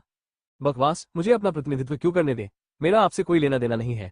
जू जियो का चेहरा अधिक लाल है। इसी समय हुआंग फैंग का फोन बजता है। ये सुयुमो का है। वो और जी मिंग जियाओ और तांग मिक्स्यू आ गए हैं। मुझे नहीं पता हुआंग फैंग कहाँ है। माफ करें, मेरा दोस्त यहाँ है, मैं पहले जाऊंगा, हुआंग फैंग ने कहा। मिस्टर हुआंग, आप व्यस्त हैं, लड़कियों ने जल्दी से कहा। हुआंग फैंग के जाने के बाद छोटे बालों वाली लड़की ने जू से कहा, शीयू, मैंने अभी वो फोन सुना है लेकिन महिला की आवाज है। मुझे नहीं पता कि हुआंग फैंग के साथ क्या रिश्ता है। लड़कियां तो लड़कियां होती हैं, तुम्हें मुझसे क्या लेना देना, तुम मुझसे क्या कहते हो, जू ने कहा। लेकिन अपने दिल में वो ये सोचने से खुद को नहीं रोक सका कि हुआंग फैंग को कौन बुला रहा था। इससे कोई फर्क नहीं पड़ता, आपने इसे नहीं सुना। हुआंग फैंग ने सिर्फ इतना कहा कि आपको उसका प्रतिनिधित्व करना चाहिए।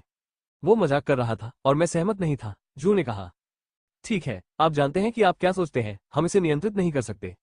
जू शियो थोड़ा भ्रमित था। जब वो उस सुबह उठी तो उसे हुआंग फैंग से बहुत नफरत थी। हालांकि वो उसे पकड़ने के लिए पुलिस को बुलाना नहीं चाहती थी, लेकिन उसके मन में हुआंग फैंग के बारे में बुरी धारणा थी। वो भविष्य में हुआंग फैंग से मिलना नहीं चाहती थी। लेकिन बाद में उसे पता चला कि यह हुआंग फैंग का कोई काम नहीं था। हुआंग फैंग ने भी झूठ नहीं बोला। उस रात उसने अपने दोस्तों के साथ और अपने दोस्तों के साथ मिलकर, चाहे उजला हो या अंधेरा, बहुत ज्यादा शराब पी, जिसके कारण उस रात का कारोबार खराब हो गया। और अगले दिन जब हुआंग फैंग ने अपने कपड़े देने के लिए गाड़ी चलाई तो उसने हुआंग फैंग को इतने सारे लोगों के सामने देखा, और जब वो खुद के पास गया तो जू जियो अभी भी थोड़ा हिल गया था। आखिरकार वो एक साधारण लड़की थी और दूसरों की ईर्ष्या का आनंद उठाती थी। हुआंग फैंग एक बहुत ही उत्कृष्ट व्यक्ति और एक आदर्श साथी थे, चाहे कुछ भी हो। हालांकि आखिरकार वो हुआंग फैंग से परिचित नहीं है और नहीं जानती कि हुआंग फैंग क्या सोचता है, इसलिए वो अपने विचारों को आसानी से व्यक्त करने की हिम्मत नहीं कर पाती। क्या आप यहाँ हैं? हुआंग फैंग चौक के किनारे पर गए और 3 सुयुमो पाए। उन तीनों को ढूंढना कठिन नहीं है, आखिरकार वे यही रुकते हैं, यही फोकस है। आसपास के कई लोग लगातार इस ओर मुड़ रहे हैं, इसलिए उन्हें ढूंढना आसान है। कुआ, सुभाषा फोम ने उत्तर दिया, फिर कहा, टिकट। मैं यहाँ हूँ, हुआंग फैंग ने कहा। लगभग समय हो गया है, चलो अंदर चलते हैं। ठीक है। जब हुआंग फैंग के तीनों प्रवेश द्वार पर पहुंचे तो टिकट चेक इन शुरू हो चुका था। हुआंग फैंग के चारों ने संगीत कार्यक्रम के दृश्य में सहजता से प्रवेश किया। केवल इस समय हुआंग फैंग ने पाया कि चीजें थोड़ी गलत लग रही थी, क्योंकि उन्होंने बस अपने हाथ में टिकट की स्थिति को देखा और पाया कि यह पहले जू जियो और उनके छात्रावास में 4 लोगों को दिए गए टिकटों के साथ था। ये सोचकर कि ये टिकट ली बिंगयू ने दिए थे, उन्हें टिकट देना असंभव भी नहीं था। क्या बात, सुयुमो हुआंग फैंग की मनोदशा को देखती है और पूछती है। ओह कुछ नहीं, हुआंग फैंग ने कहा कि इस समय चाहे कुछ भी हो, इसे पारित होना ही चाहिए। बेहतर नवल पढ़ने के लिए आप हमारे यूट्यूब चैनल और ऑडियो एक्सप्लेन टेलीग्राम चैनल से जुड़ सकते हैं। 857 स्थिति में परिवर्तन। गो लियांग थोड़ा हैरान है। हुआंग फैंग जो उसने अभी देखा वो सुयुमो, जी मिंगजियाओ और तांग मिक्स्यू के साथ है। वो ये भी अनुमान लगाता है कि वे एक दूसरे को जानते हैं। उन्होंने सोचा कि उनकी मूल स्थिति एक साथ थी, अब ऐसा लगता है कि ऐसा नहीं है। ठीक है, ठीक समय पर हम अपनी स्थिति बदलना चाहेंगे। गो लियांग के बोलने से पहले झो रोलान ने उनके लिए बात की। झो रोलान ने पाया कि हुआंग फैंग और इन महिलाओं के बीच संबंध असामान्य लग रहे थे और वो गो लियांग के साथ बीच में नहीं फंसना चाहती थी। आपका बहुत बहुत धन्यवाद, टैंग मिक्स्यू ने कृतज्ञतापूर्वक कहा कि जी मिंगजियाओ भी बहुत खुश है। हालांकि वो हुआंग फैंग के साथ नहीं रहना चाहती थी, लेकिन अपनी बहनों को एक साथ देखना अच्छा होगा। ठीक है, चलते हैं, सुयुमो ने खुशी से कहा। ठीक है, लेकिन हुआंग फैंग थोड़ा परेशान थे। इसके बारे में सोचो, वो सुयुमो, तांग मिक्स्यू, गुओ मेंगन और जू जियो से घिरा हुआ था। हुआंग फैंग को थोड़ा असहज महसूस हुआ। जब हुआंग फैंग और अन्य लोग पहुंचे तो उन्होंने पाया कि जू जियो और अन्य लोग आए थे। बेशक सुयुमो और अन्य लोग उन्हें नहीं जानते थे, केवल हुआंग फैंग ही उन्हें जानते थे। जब जू जियो और उनकी पत्नी ने हुआंग फैंग को आते देखा तो वे सभी उत्सुकता से उनकी ओर देखने लगे। हालांकि जब उन्होंने देखा कि हुआंग फैंग और सुयुमो के बीच का रिश्ता बहुत करीबी लग रहा था तो लड़कियों के चेहरे बदल गए। क्या चल रहा है? ऐसा लगता है कि हुआंग फैंग का उस खूबसूरत महिला के साथ एक विशेष रिश्ता है, छोटे बालों वाली लड़की ने कहा। यह सही है, एक प्रेमी और प्रेमिका की तरह। इसका मतलब यह नहीं है कि वो प्यार में पड़ गया है। क्या बात है? कौन जानता है, क्या ये हुआन फेंग भी एक गंदा आदमी है? ठीक है, अमीर लोग अच्छी चीजें नहीं है। जू शियो के सभी सहपाठियों ने अन्याय के खिलाफ उसका बचाव किया। उनकी नजर में हुआन फेंग और जू जियो एक जोड़े थे, लेकिन अब वे हुआन फेंग और अन्य महिलाओं को एक दूसरे के प्यार में पड़ते हुए देखते हैं। बेशक वे असहज महसूस करते हैं। ऐसा मत कहो, मेरा उससे कोई लेना देना नहीं है, जू ने कहा। इसके अलावा उन्होंने यह नहीं कहा कि उनकी कोई गर्लफ्रेंड नहीं है। हमने इसका अनुमान लगाया। जियो, आप अभी भी उसकी बात करने में मदद कर रहे हैं। मुझे नहीं लगता कि वो उन अमीर लोगों से अलग है जो हमारे स्कूल में छात्रों की देखभाल के लिए जाते हैं, सुंदर दिखने वाली लड़की ने कहा। वो कैसा व्यक्ति है, इसका मुझसे कोई लेना देना नहीं है। ठीक है, संगीत कार्यक्रम शुरू होने वाला है, चलो इसके बारे में बात नहीं करते हैं, जू जियो ने थोड़ा परेशान होकर कहा। जू शियो को नहीं पता कि वो हुआन फेंग के बारे में क्या सोचता है, लेकिन आखिरकार हुआन फेंग उसे दूर ले जाने वाला पहला व्यक्ति है, इसलिए वो निश्चित रूप से हुआन फेंग के लिए वैसी नहीं है जैसी वो आम लोगों के लिए है, और उसने ऐसा नहीं सोचा था इसके बारे में। उसे हुआन फेंग से प्यार हो गया, लेकिन अब जब उसने हुआन फेंग और सुयुमो की शक्ल देखी तो उसे पता चला कि वो शायद अधिक सोचती है। इसके बारे में सोचने के बाद हुआन फेंग के पास इसके अलावा कोई अन्य संबंध नहीं था कि उसने अगले दिन उसे कपड़े भेजे। जू जियो ने सोचा कि वो हर समय इसके बारे में अधिक सोचता रहा है। हुआन फेंग शायद उस मामले को पहले ही भूल चुका था, खुद को भूल चुका था, और वो सिर्फ उसके साथ एक परिचित था। हुआन फेंग को जू जियो के कई लोगों की जटिल अभिव्यक्तियां भी महसूस होती हैं। वो जू जियो को देखता है, लेकिन वह देखता है कि जू जियो मंच पर घूर रही है, जबकि उसके कुछ रूममेट उसे गुस्से से देख रहे हैं, जिससे हुआन फेंग शर्मिंदा हो जाता है। अपनी सीट ढूंढने और बैठने के बाद हुआन फेंग को बेहतर महसूस हुआ। अब उसके बाएं हाथ पर सु यूमो है, सु यूमो के बगल में तांग मुक्सु, उसके बगल में जी मेंगजियाओ और आखिरी में गुओ मिंगन है। जहां तक हुआन फेंग के दाहिने हाथ की बात है, वो अब खाली है। मुझे लगता है कि यह बाई जियाओ की स्थिति होनी चाहिए, जबकि जू जियो बाई जियाओ के बगल में और फिर उसके 3 सहपाठियों की। जब हुआन फेंग ने टिकट दिए तो उन्होंने भी अपनी इच्छा से टिकट दिए। मुझे उम्मीद नहीं थी कि ऐसी व्यवस्था होगी। जल्द ही बाई जियाओ भी आ गई। आज वो स्पष्ट रूप से थोड़ा सा तैयार हुई थी। आमतौर पर बाई जियाओ मेकअप नहीं कर पाती है या बस हल्के ढंग से मेकअप कर पाती है, लेकिन आज उसने स्पष्ट रूप से इसमें अपना दिल लगा दिया। जब वो आए तो उसने सबसे पहले सुयुमो को देखा और फिर हुआन फेंग के पास आकर बैठ गई। क्या वो तुम्हारे बगल में तुम्हारी गर्लफ्रेंड है? बाई जियाओ ने धीमी आवाज में हुआन फेंग से पूछा। कुआ, हुआन फेंग ने उत्तर दिया। बाद में सुयुमो को बाई जियाओ के साथ अपने रिश्ते के बारे में सोचते हुए देखकर उसने सुयुमो से कहा, यह मेरी दोस्त है बाई जियाओ। नमस्ते, सुयुमो ने मुस्कुराते हुए नमस्ते कहा, लेकिन उन्हें हुआन फेंग की बातों पर संदेह नहीं हुआ। नमस्ते, बाई जियाओ ने यह भी कहा, मिस सू का नाम जब मैं राजधानी में थी मैंने हर समय सुना था, लेकिन मुझे मिलने का मौका नहीं मिला। मुझे उम्मीद नहीं थी कि मैं आज यहाँ आपसे मिलूंगी। मिस बाई भी चीन की राजधानी की व्यक्ति है? सु यूमो ने संदेह से पूछा। यह सही है, बाई जियाओ ने कहा। उसके बाद उसने तांग मिक्सू की ओर देखा और कहा, मिक्सू क्या आप भी यहाँ हैं? कुआ, तांग मिक्सियो ने कहा कि वे एक दूसरे को भी जानते हैं। टैंग मिक्सियो पहले भी कई बार हुआंग फेंग के आवास पर जा चुका था। स्वाभाविक रूप से वह जानता था कि बाई जियाओ वहां रहती थी, इसलिए जब उसने सुना कि कैसे हुआंग फेंग ने बाई जियाओ का परिचय कराया तो तांग मुक्सू ने चुपके से अपनी आंखें घुमा ली। म्यूजू, चलो अपनी स्थिति बदलें, मैं मिस्सू से बात करना चाहता हूँ, बाई जियाओ ने कहा। बेहतर नवल पढ़ने के लिए आप हमारे YouTube चैनल और ऑडियो एक्सप्लेन टेलीग्राम चैनल से जुड़ सकते हैं। 858 महत्वपूर्ण लोग। तुम छोटे भूत, हुआन फेंग ने धीमी आवाज में कहा कि तांग मिक्सू वास्तव में लोगों को लुभाने में शक्तिशाली है। वो पूरी तरह से अपने फायदे दिखा सकती है, लोगों को रुकने पर मजबूर कर सकती है और पूरी तरह से मोहित हो सकती है। तुम्हें ये सारे कपड़े कहाँ से मिलते हैं? हुआन फेंग ने पूछा। उसके बारे में क्या ख्याल है, क्या तुम्हें ये पसंद है? टैन मुक्यू ने पूछा। कुआ, हालांकि मैं शर्मिंदा हूँ, हुआन फेंग को वास्तव में इसे देखना पसंद है, विशेष रूप से तांग मिक्सू में जो सुंदर है और उसका फिगर अच्छा है। बस इसे पसंद करो, ये सब तुम्हारे लिए है, तांग मुक्यू ने कहा। आपको ऐसा करने की जरूरत नहीं है, हुआन फेंग ने कहा कि उन्हें लगा कि तांग मुक्यू वास्तव में खुद को खुश करने की पूरी कोशिश कर रही थी, जो थोड़ा विनम्र लग रहा था। हालांकि वो अपनी औपचारिक पहचान नहीं बता सकी, वो केवल इतना गुप्त संपर्क ही कर सकती थी, जिससे हुआन फेंग को उसके लिए खेद महसूस हुआ। मैं चाहूंगा, तांग मुक्यू ने कहा, ऐसा लगता है कि यह इच्छानुसार कहा गया है, लेकिन ये बहुत दृढ़ है, आप मुझे छोड़ना नहीं चाहते। कैसे? हुआन फेंग ने कहा कि तांग मिक्सू उसके प्रति बहुत दयालु था और उसकी कोई आवश्यकता नहीं थी। यदि हुआन फेंग अभी भी एक दूसरे को छोड़ देते हैं तो ये बहुत अधिक होगा। यह अच्छा है, आपको दोषी महसूस करने की जरूरत नहीं है, मैं अभी भी अपने जीवन का आनंद लेता हूँ। तांग मिक्सियो ने मुस्कुराते हुए कहा कि उसने वास्तव में अपने दिल में जीवन का आनंद लिया। हालांकि वो और हुआन फेंग अब केवल गुप्त रूप से संवाद कर सकते हैं, लेकिन हुआन फेंग वो है जिसे वो वास्तव में प्यार करती है। यह उसके आसपास के उन पुरुषों से अलग है जो लापरवाही से काम करते थे। इसलिए भले ही पहले अन्य लोग उसके आसपास थे, अब वह अधिक थकी हुई है, लेकिन वह अधिक खुश है। उसकी दो बिल्कुल अलग भावनाएं हैं। हुआन फेंग यहाँ धीमी आवाज में टैंग मिक्सियो के साथ बातचीत कर रहे हैं। हालांकि जू जियो की आंखें सामने की ओर घूर रही हैं, वो हुआन फेंग और तांग मिक्सियो की स्थिति पर ध्यान देने के लिए हमेशा स्वतंत्र है। हालांकि क्योंकि दृश्य बहुत शोर है, हुआन फेंग और तांग मिक्सियो बहुत ज्यादा बात नहीं करते हैं, इसलिए जू जियो नहीं सुन सकता कि वे किस बारे में बात कर रहे हैं। लेकिन फिर भी जू का दिल थोड़ा असहज था। हालांकि उसने खुद को बार बार याद दिलाया कि उसका हुआन फेंग से कोई लेना देना नहीं है, लेकिन उस रात का मामला एक गलतफहमी थी। वो नहीं चाहती थी कि हुआन फेंग जिम्मेदार हो। हुआन फेंग ने खुद से कोई प्रतिबद्धता नहीं जताई थी, इसलिए वो अधिक नहीं सोच सकी। हालांकि भले ही उसने खुद को बार बार याद दिलाया, फिर भी वो थोड़ी परेशान और बेवजह परेशान थी। उसे पता ही नहीं चला कि कॉन्सर्ट शुरू होने वाला है। आसपास की लाइटें लगातार बंद रहती हैं और पूरा स्थल थोड़ा धुंधला दिखता है। काम शुरू करने वाली फ्लोरोसेंट छड़ों के अलावा कोई अन्य प्रकाश व्यवस्था नहीं है। संगीत कार्यक्रम शुरू होने वाला है। इस समय हुआंग फेंग के पक्ष के कई लोगों ने बात करना बंद कर दिया और मंच के केंद्र की ओर देखा। मंच के चारों ओर की सारी लाइटें मंच के मध्य में चमक रही थी। निश्चित रूप से वहां मंच का मैदान अचानक खुल गया और एक उठाने वाला मंच धीरे धीरे बाहर की ओर बढ़ गया। फिर ली बिंगयून धीरे धीरे दृष्टि के क्षेत्र में प्रकट हुए। लिफ्ट ऊपर उठते ही ली बिंगयून अपने गाने गा रही हैं, जबकि मौके पर मौजूद प्रशंसक पागल हो गए हैं। वे अपने हाथों में रोशनी, फ्लोरोसेंट स्टिक और अन्य चीजें लहरा रहे हैं, मुंह में जोर जोर से चिल्ला रहे हैं।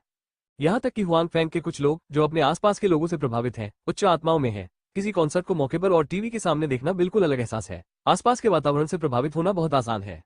लिफ्ट रुकने के बाद ली बिंगयून धीरे धीरे गाते हुए और आसपास के दर्शकों की ओर हाथ हिलाते हुए बाहर निकलते हैं। जब तक वो किस दिशा में देखती है, उस दिशा में दर्शकों को ली बिंगयू के साथ बातचीत करने के लिए अधिक चीख निकालनी चाहिए।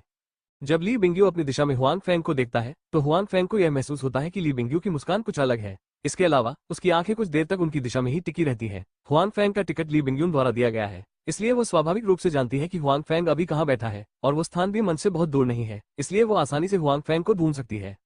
मुझे कैसा लगता है कि बर्फ के बादल की नजरें लंबे समय तक आप पर टिकी रहती हैं, हुआंग फेंग के बगल में तांग मुक्यू ने अचानक हुआंग फेंग से कहा।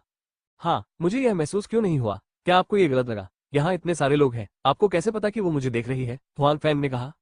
मुझे भी यह महसूस होता है, लेकिन आपको चिंता करने की जरूरत नहीं है। भले ही आपके और उसके बीच कुछ भी हो, यह मेरे ऊपर निर्भर नहीं है। ये यूमो है जिसे इसके बारे में चिंता करनी चाहिए, टैन ने कहा। टैन मुक्यू को पता है कि हुआंग फेंग और ली बिंगयून का पहले भी अफेयर रहा है। हालांकि उस समय न तो उसे और न ही सुयुमो को विश्वास था कि मामला सच था, लेकिन अब टैन मुक्यू को धीरे धीरे हुआंग फेंग असाधारण लगने लगा और उसे उससे प्यार हो गया। ली बिंगयू को हुआंग फेंग से प्यार हो गया, जो असंभव नहीं है। इसलिए इस समय टैन मुक्यू को संदेह होने लगा कि हुआंग फेंग और ली बिंगयून के बीच का मामला घोटाले जितना सरल नहीं हो सकता है। हालांकि जैसा कि उन्होंने कहा, भले ही यह सच हो, वो इसकी परवाह नहीं करेगी, नहीं इसकी परवाह करेगी और नहीं अपनी पहचान उजागर करेगी।